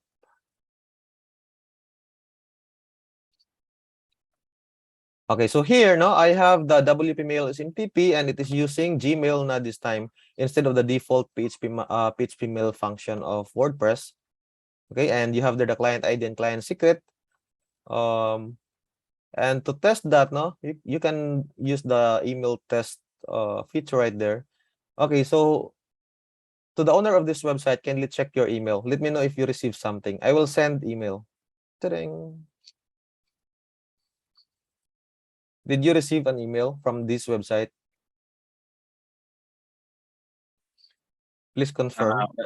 Wait lang sir, ako lang i-kuan. Switch. Simalain ka sir ba? Nara sir. Kining WP Mail SMTP, HTML test email. Yes. So that's how you test, no? That means the website is now sending emails. Okay? Now you might say, Sir Bert, imuha man tong API, a client ID and client secret. Can we continue using that on this website? Of course, I have to remove because it is connected as WP WordPress Bootcamp at gmail.com. Now you will need to connect your Gmail, the one that you registered in the website. Now, how you can get the API, the client ID and client secret, you will just follow this guide. Okay, this one. So it's in the it's in the, how do you call this one? It's in the plugin. The moment you install it, there's a link to that. No, so I'll just remove the connection. Okay. Ayan. So, ayan. Right now, it needs to be re-authenticated again. But as I've said, don't use this kasi this is my client ID and client secret. You have to use your own. Okay? Now, how you can go back to the setup phase, just click this launch setup wizard right here. So click mo lang yan, babalik yan doon sa yung kanina. Ayan. See that? Then let's get started again. Then just follow through the guide. The Gmail is MTP mailer. And then just click save and continue. I understand. Then you will be stuck right here. Before you can proceed with the client ID and client secret right here, you have to click this link that will open this guide. Okay? Okay ba yan? Clear ba yan? If you want me to demo this, no, we can probably consume the time tomorrow for the WP Mail SMTP and I will need someone to do the demo. So, i-guide ko lang naman kayo, no? So, ano, actually, it's there already. Nandiyan na yung guide, oh.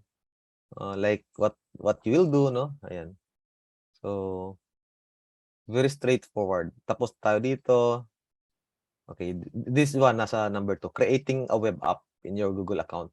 So you will be able to experience how to actually create a web app using the Google Cloud Console or Google Cloud Platform. Simple web app lang like this one. Okay, so that's how you check the that's how you address the the email email deliverability of your website. It's very important that you have that working because that's the only way you will know what's happening in the website. Okay, that's the only way you will know what's happening in the website even if you are not logging into the website. Kasi there's a question here, ing ana ba gihapon ang process kung naa na email ang office such as ang extension kay .gov.ph.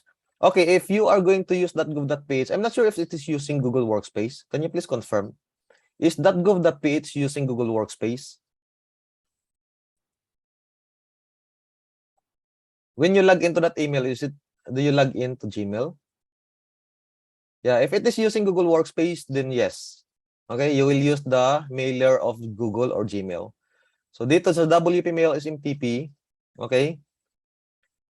It's actually good, no, that you mentioned that. Okay, so dito sa mailer, you will just select Gmail or Google. If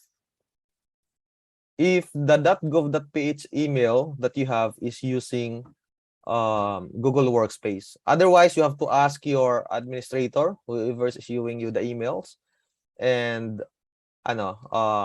verify who is the mailer. If it is Amazon, you use Amazon. If it is 365 or Outlook, you use 365 or Outlook.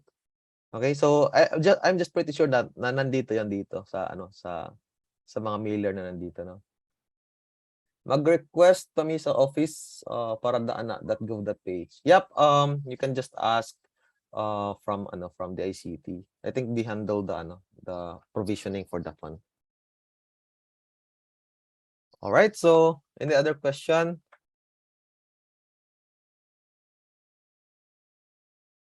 All right, if you don't have other question, let's move on sa atong checklist, no. So next sa email deliverability is the database optimization. So for the database optimization, what I usually recommend is a plugin called WP Sweep, WordPress Sweep, no? So yan, WP Sweep.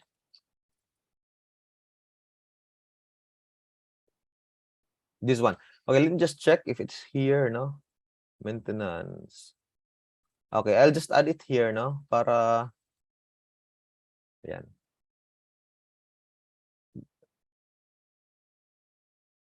This is my recommended plugin for database optimization. So it's not here, no? Okay, so how exactly this works is that it cleans your databases, no? And it's very easy to use. You just have to install this, then use that, then deactivate again. You don't need to keep the WP Sweep plugin there in your plugin section after your maintenance. So Once you activated it, you have to use it right away. And once it's done doing its job, no, cleaning the remnants, the orphans, as we call it, or any other masalin-salin ba, duplicates.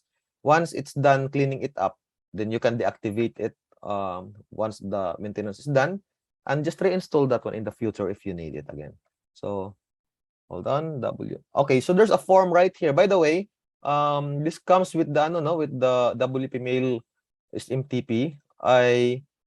I probably did not uncheck that that section to install the WP forms.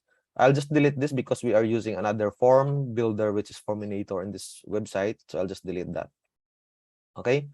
Okay. So anyway, going back sa WP sweep, as you notice it, nawala siyang yung WP sweep, wala siyang settings dito. It's because I guess it's injected directly in the tool section right here. Ayan. So nasa sweeps, ayan, tools, then sweep. Just open that, then let it clean the database, no? So this is how you do it.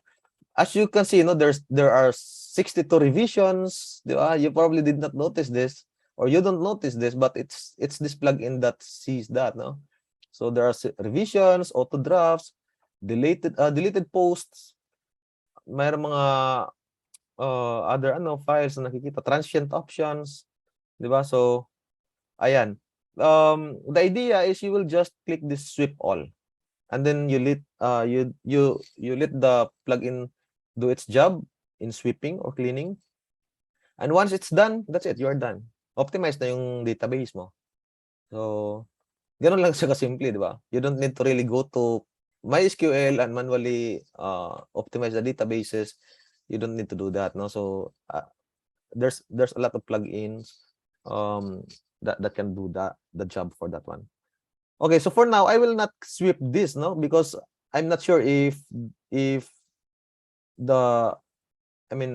if the owner of this website still need the draft, no.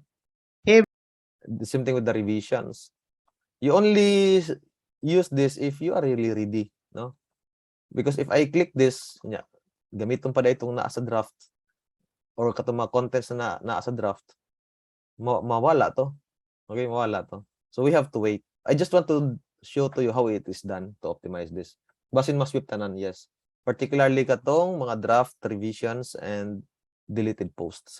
So you only do the sweeping if you really need to do it na, or if you are done already with your website development. It will not delete the existing posts, ha. It will just delete the drafts. For example, take a look at this. When you go to the post section, meron dyan naka-draft eh. Okay, so or the page, ayan, may mga trash, no? Tingnan natin sa pages. Yeah, may trash din, no? So let me see. Hold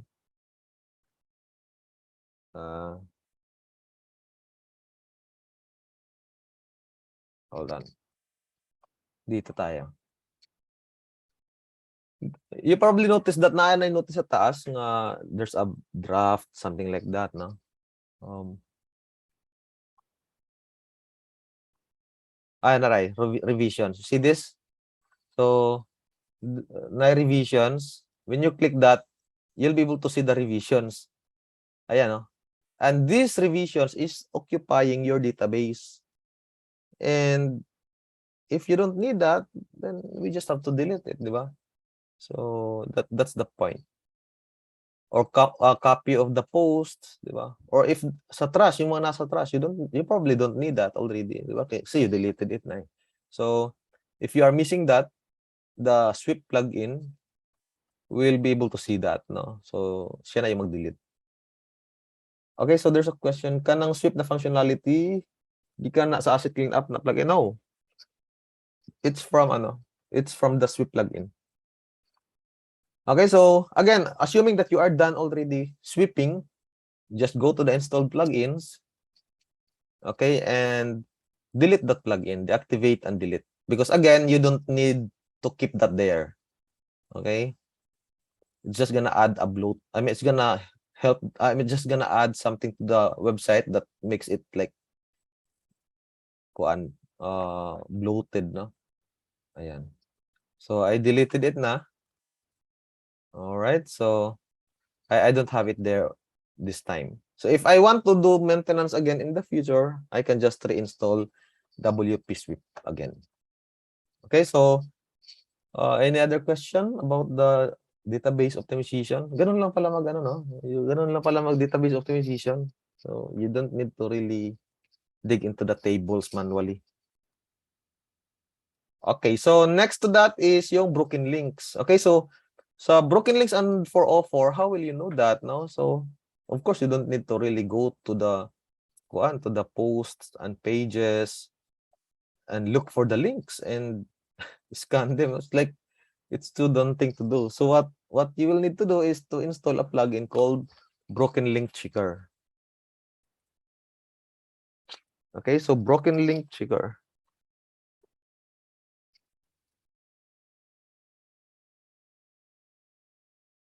Okay, so Broken Link Checker, this particular sorry, for a while.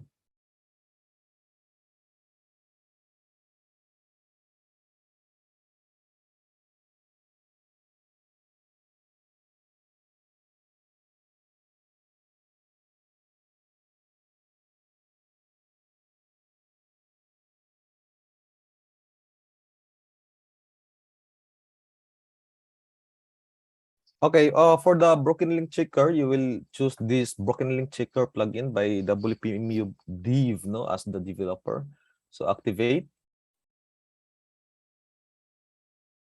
It will be injected in the tools section as well. No? So let's just wait for that.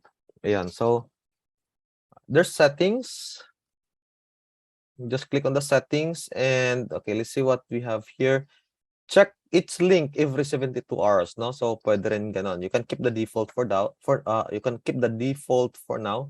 And as you can see, no broken links, 6 URLs in the work queue, detected 12 unique URLs, etc. No? So naano siya mga kwan. Email notification is very important that you will be notified by the website whenever it sees broken link somewhere in the post, in the page, or anywhere in the website. No, this plugin will be able to really crawl everything. So that's the good thing about this plugin. Now for the notification email, you input your email address, no, right here. Okay, and the rest of the setting you can keep it as is, no. So ayan. So how will you hold on. Ayan. How will you check the broken links? Just click the tool section, then broken links. So right now, wala pa naman broken links. Kaya wala ka tayong makikita dito. But in any case, meron siyang broken links. We'll be able to see it here. Okay? And then we need to fix that. And the plugin will tell you where you can locate that link or URL. So that's the good thing about this plugin. So just just keep it there, no? You will pag try daw og broken link, sir. Sige daw. There's redirect daw dito, no? Let me see. Nag-ano siguro siya, nag-embed, no? As you can see, URL is this. And when you view this page, you'll be able to see this link actually. Tools WMF. Okay, let me see. Ayan, no? Ito yan. So this is that link, no, na nagre-redirect daw.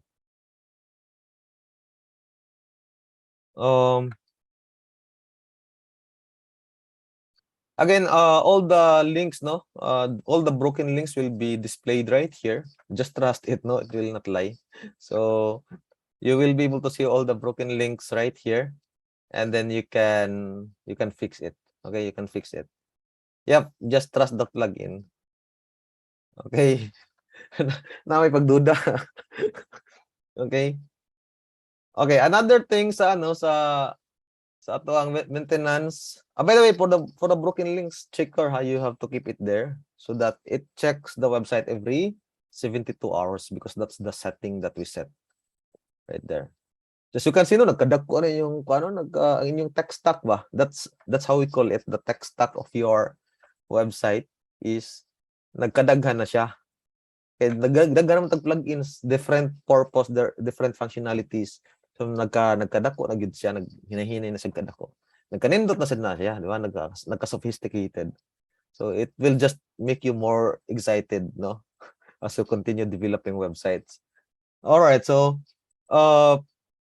another thing is user management. For the user management, punta lang kayo sa users. And then make sure that all the users that you see here are really authorized users. And then make sure that the rules are correct, no? If you feel like you just if you are just the administrator, then make sure na walang ibang administrator doon. Otherwise, you have to change their permission or the rule. So yun, just check this user section and review, no, if the users are all legit, if the users are all authorized. Okay? Pwede nimo ma-change iyang rule if naka-i-add nga user? Yes, of course, if you are the administrator. Okay? So that's the the users. Importante na siya, part na siya sa management and maintenance. Ayaw gina ninyo don't skip that part. Okay, content and SEO audit. Yes, you have to go to the post section and then scan, no? Scan if naabay mga all read, no? So kung mga read ipasabutan you have to address this content. You need to optimize them for SEO. The same thing for the pages. Okay, pag abot diri sa pages, scan din. Yeah, daghan na.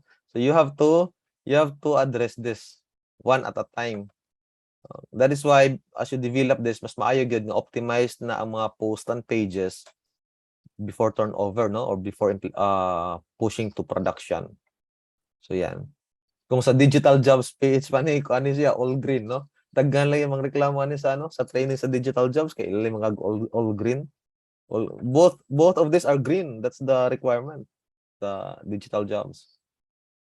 So medyo challenging yun siya pero really worth it because it helps the trainee learn more about SEO and content SEO content writing. Yan. Okay, so that's how you check the and then part also of the SEO, you have to review your general settings if it's still if there's no problem, etc. No? So as you can see, you have one hidden problem. Can you guess what is the problem? Any one of you can guess? I have been like roaming around the dashboard ba. I'm not sure if you noticed that there was a problem sa SEO. Did you notice it? Sa post, what? Oh, sige daw. Try to guess daw. Asa ang problem ani? Just to test if you are kanang following the demo ba? Mo ka bantay adto?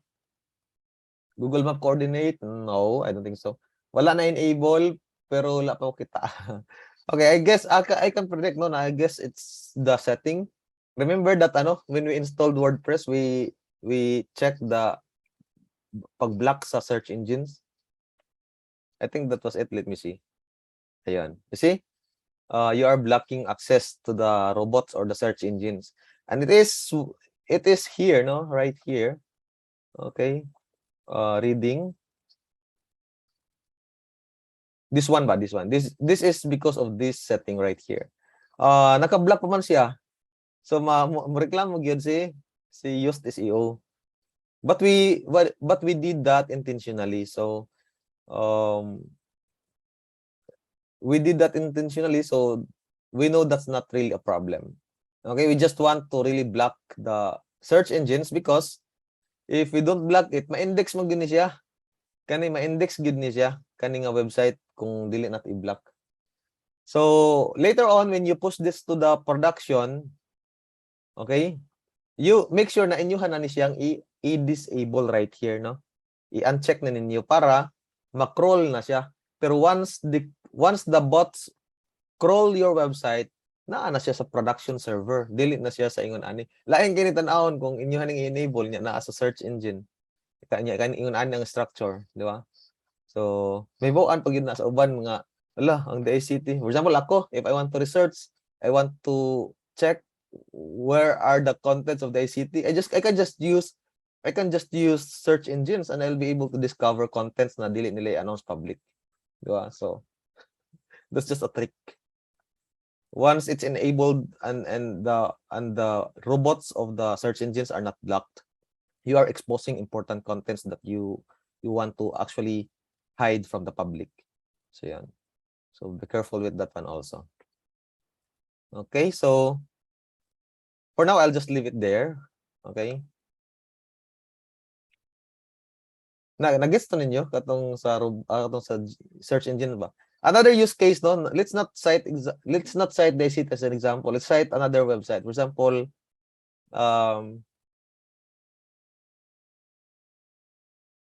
let's just say I'm not sure Udemy, no? Let's just say Udemy. And you want to see Udemy is very ano naman, no? It's like very sophisticated ang po nila kuan. Let's just say there's a website that you want to explore contents na dili nila i-publish sa front end, but you're just curious.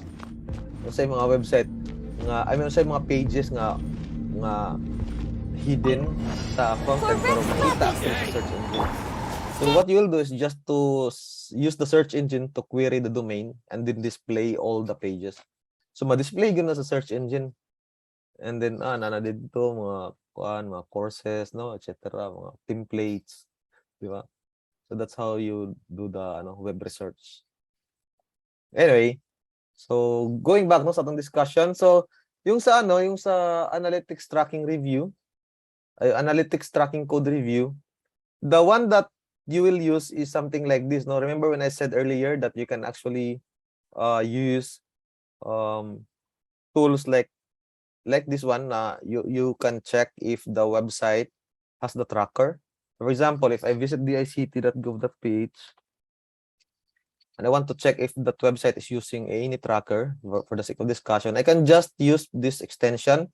It's called Google Tag Assistant. I will just enable that, okay, and then reload. I'll be able to see if they are tracking. As you can see, there's 1, 2, ayan, no? So there's tags right there, and this is how you check your website if the tags are still there and working. So as you can see, I know that I know that the ICT is using Google Analytics, no, because it is we have here the tags. Okay, the idea lang here is for you to check if the tags are still there. Otherwise, kung wala na yon tags and then you implemented that tag before, that means you need to go back and re-implement it kasi you are losing data, di ba? So yan. This extension, by the way, is called Google Tag Assistant. You can just go to the Chrome extensions, okay, and right here, and then search for the tag, no? This one, Tag Assistant. Just search for that one and then add to your extension. So whenever you visit websites like this, you'll be able to just see it by clicking that tag if the tag is still there. But the thing is, here we will not be able to see we won't see something here na mga tag because we haven't implemented Google Analytics yet now in this website. So ayan, so let me just see, okay, so when I click this enable, hold on, let me refresh. Okay, so there's one tag probably because of the domain, the main domain, this one. But I guess this is not yours sa Taguluan. Is this yours? I don't think it is yours, no? I guess it's coming from this domain. We can actually cross check that now. So if I copy this tag and compare it here. Hold on.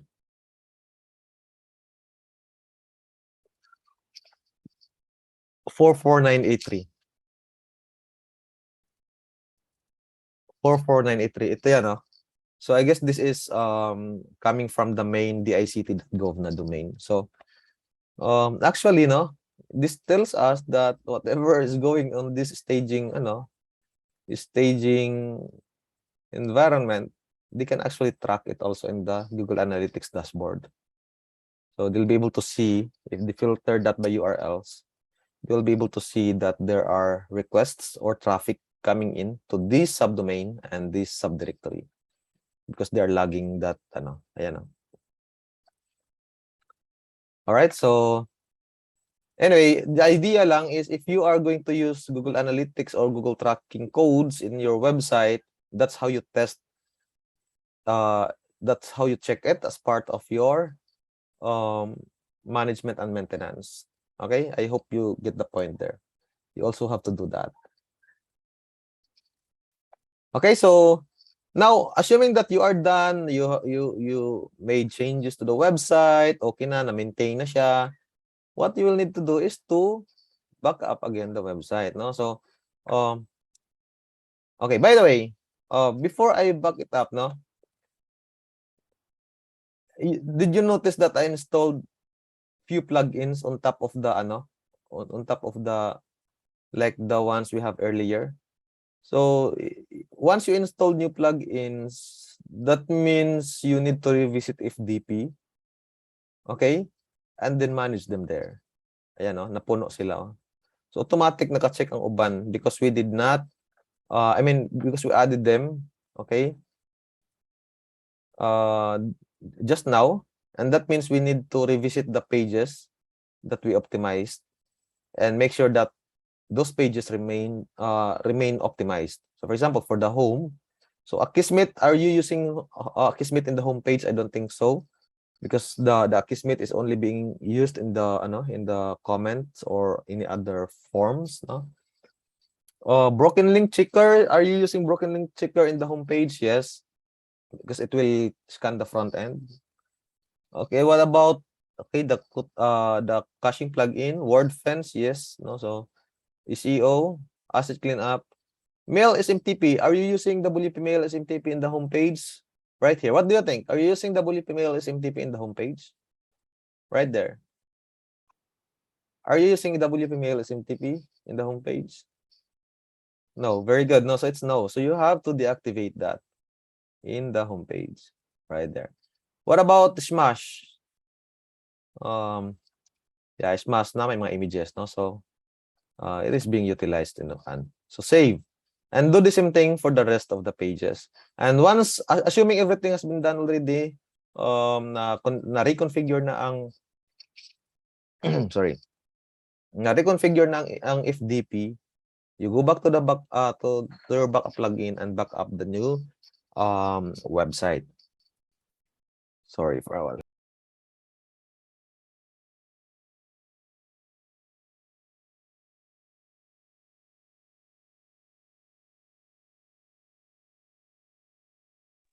All right, so September 19 ang last backup nato, no, and that backup was yesterday.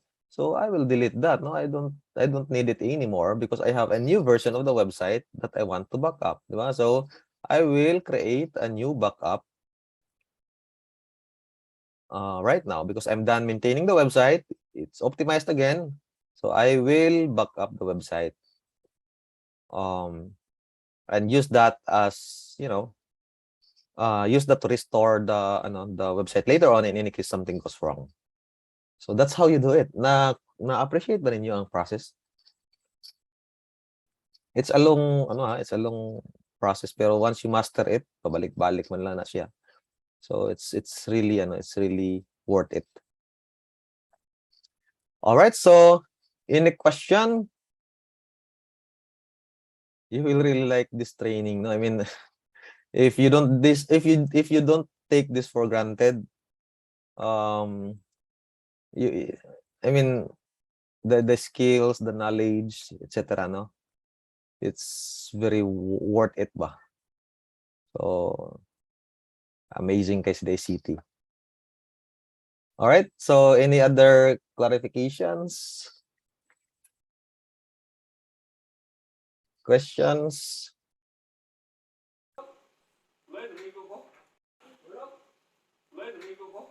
All right. So tomorrow, hold on. Mag-workshop ta tomorrow. Mga create maniguan Miss Alanis, no, kanang breakout rooms ang kanina account. Yes, sir. Pwede na.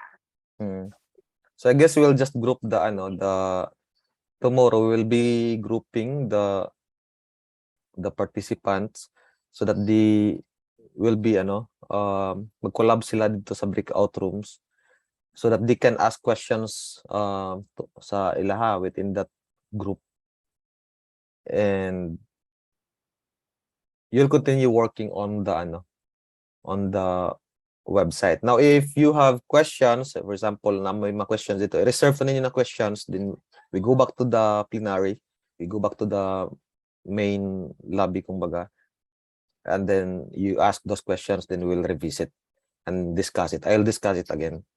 And once clear na to siya, we'll ask you to go back again to the breakout room to continue working on your website. So the expectation is by Thursday, okay na gina yung website.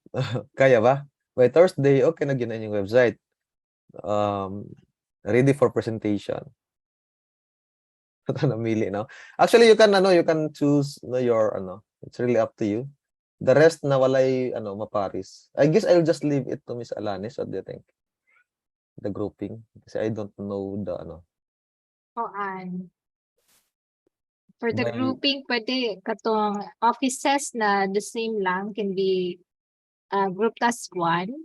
Pero I think like na agencies dari nga tigi sa isa. So pwede mo magkuan. Pwede ta mamili og ka-partner. yes. See. Yep, Pag-open na lang so tag whiteboard siguro sir no and have them decide on their groupings. yes. I guess we can still do that now, no? We still have time naman. So to finalize it, and then you can reach out na rin sa inyong group mates ahead before the workshop tomorrow.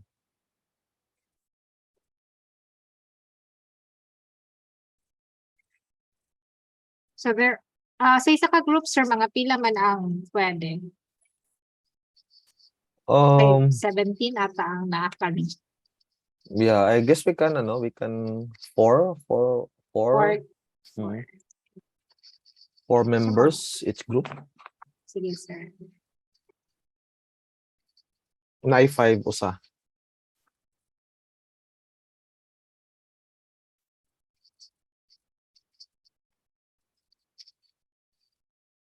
Ayan. So, pwede mo for those na nakakaroon, no, pwede mo mag-type sa Zoom sa inyong name para makabalo mo sa inyong groupings.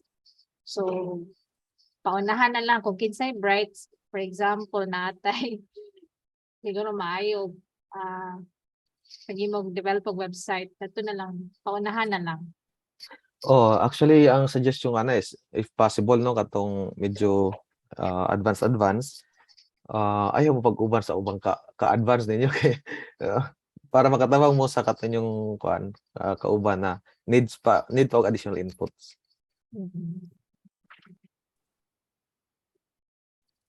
So natay mga kuyog na so ang kapatagan tulo na sila kabuo. Pasalat na lang ko sir sa kuan.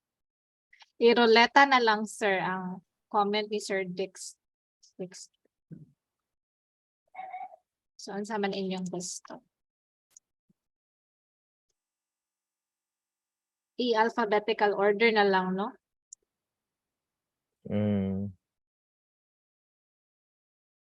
Actually, if I have to decide on this, like mahulog yung sa random, but I am giving the participants the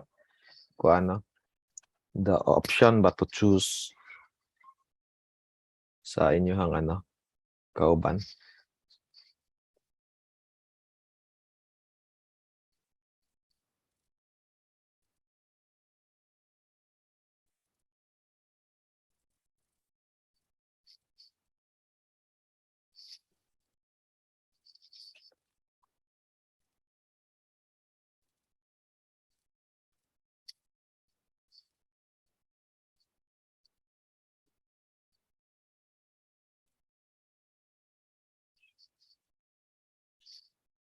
So 17 day gyud ta kay 17 ang 15 siguro ang naakaron kay apil man ni Sir Bert there is a whiteboard. 14, no? 14 siguro. Kaya 14. I'm using two Zoom accounts.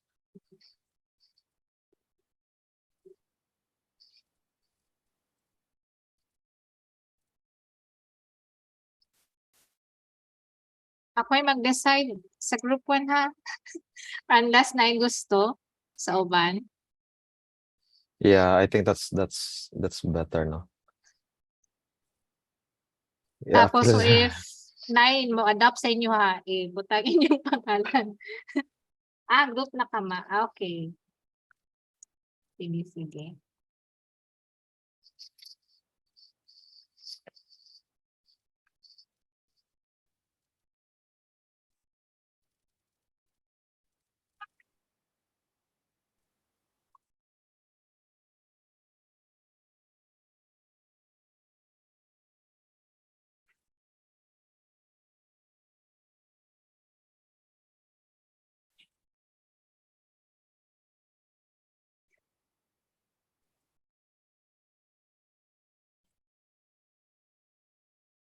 Napay LGU Bacolod.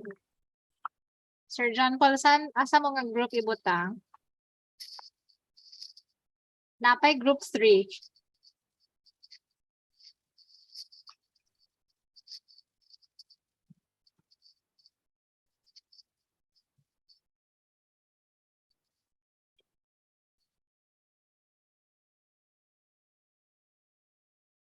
Sabi na lang ka Sir John Paul.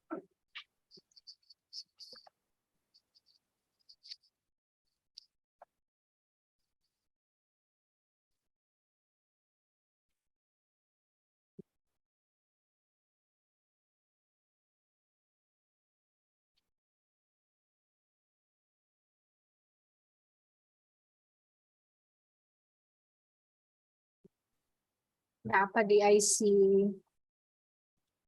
Saan?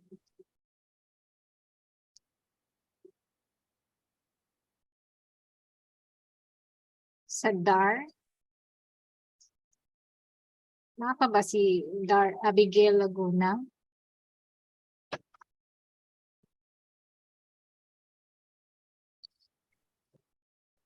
Okay. Dali na lang ka sa LGU nga kuan.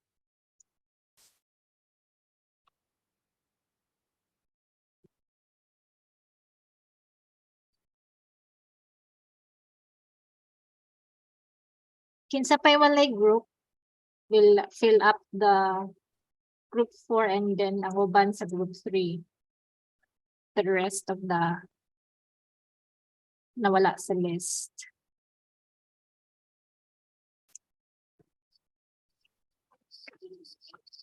Sir Galvez ug si Sir Kabutan.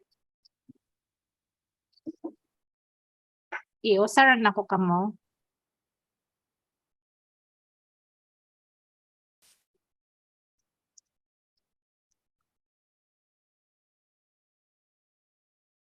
Sige. Napaday si Sir Maderal.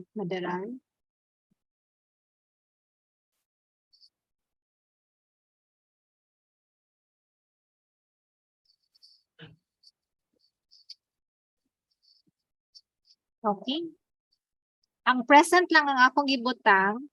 So we'll post this sa ato ang Google Classroom so that the rest can see asa sila mo adto. But we have to fill up group 3 and group 4 na lang. Sige, sir. I think that's all for now, Sir Bert, for the groupings. All right, thank you, Ms. Alanis. All right, so tomorrow, no, let's hold on. May chat. Pwede namin mo ngayon list of WordPress plugins. Yes, actually, it's posted already in the Google Classroom. I think there's one, like, natay gi-insert naman siguro to ni Miss Alanes, tama ba? Natoy kuan dito gi-publish under general. Yan. So nana dito ang kuan. Sige. All right, so tomorrow I will before the workshop, I will try to discuss pa no yung sa asset cleanup, yung last part ng asset cleanup. I just want to look into the latest update ng div tool sa ng Chrome, where to find the like katong yung percentage ba nato siya section dito where we can see the percentage of the used codes, no? So I'll just try to look into that later on, tapos I'll demo to you tomorrow. And of course, if you need further guidance on the WP Mail SMTP, particularly the creation of the web app, feel free to just let me know tomorrow before the workshop. All right. So I think that's all for today, and see you tomorrow. Thank you. Thank you. Thank you po, Sir Bert, for today's session, and to our participants for joining, and also for your patience sa ato ang server no kaganina. And we shall see again tomorrow. So be prepared kina atay breakout session to collaborate with your other members. So thank you and see you tomorrow po. Bye-bye. Thank you. Bye.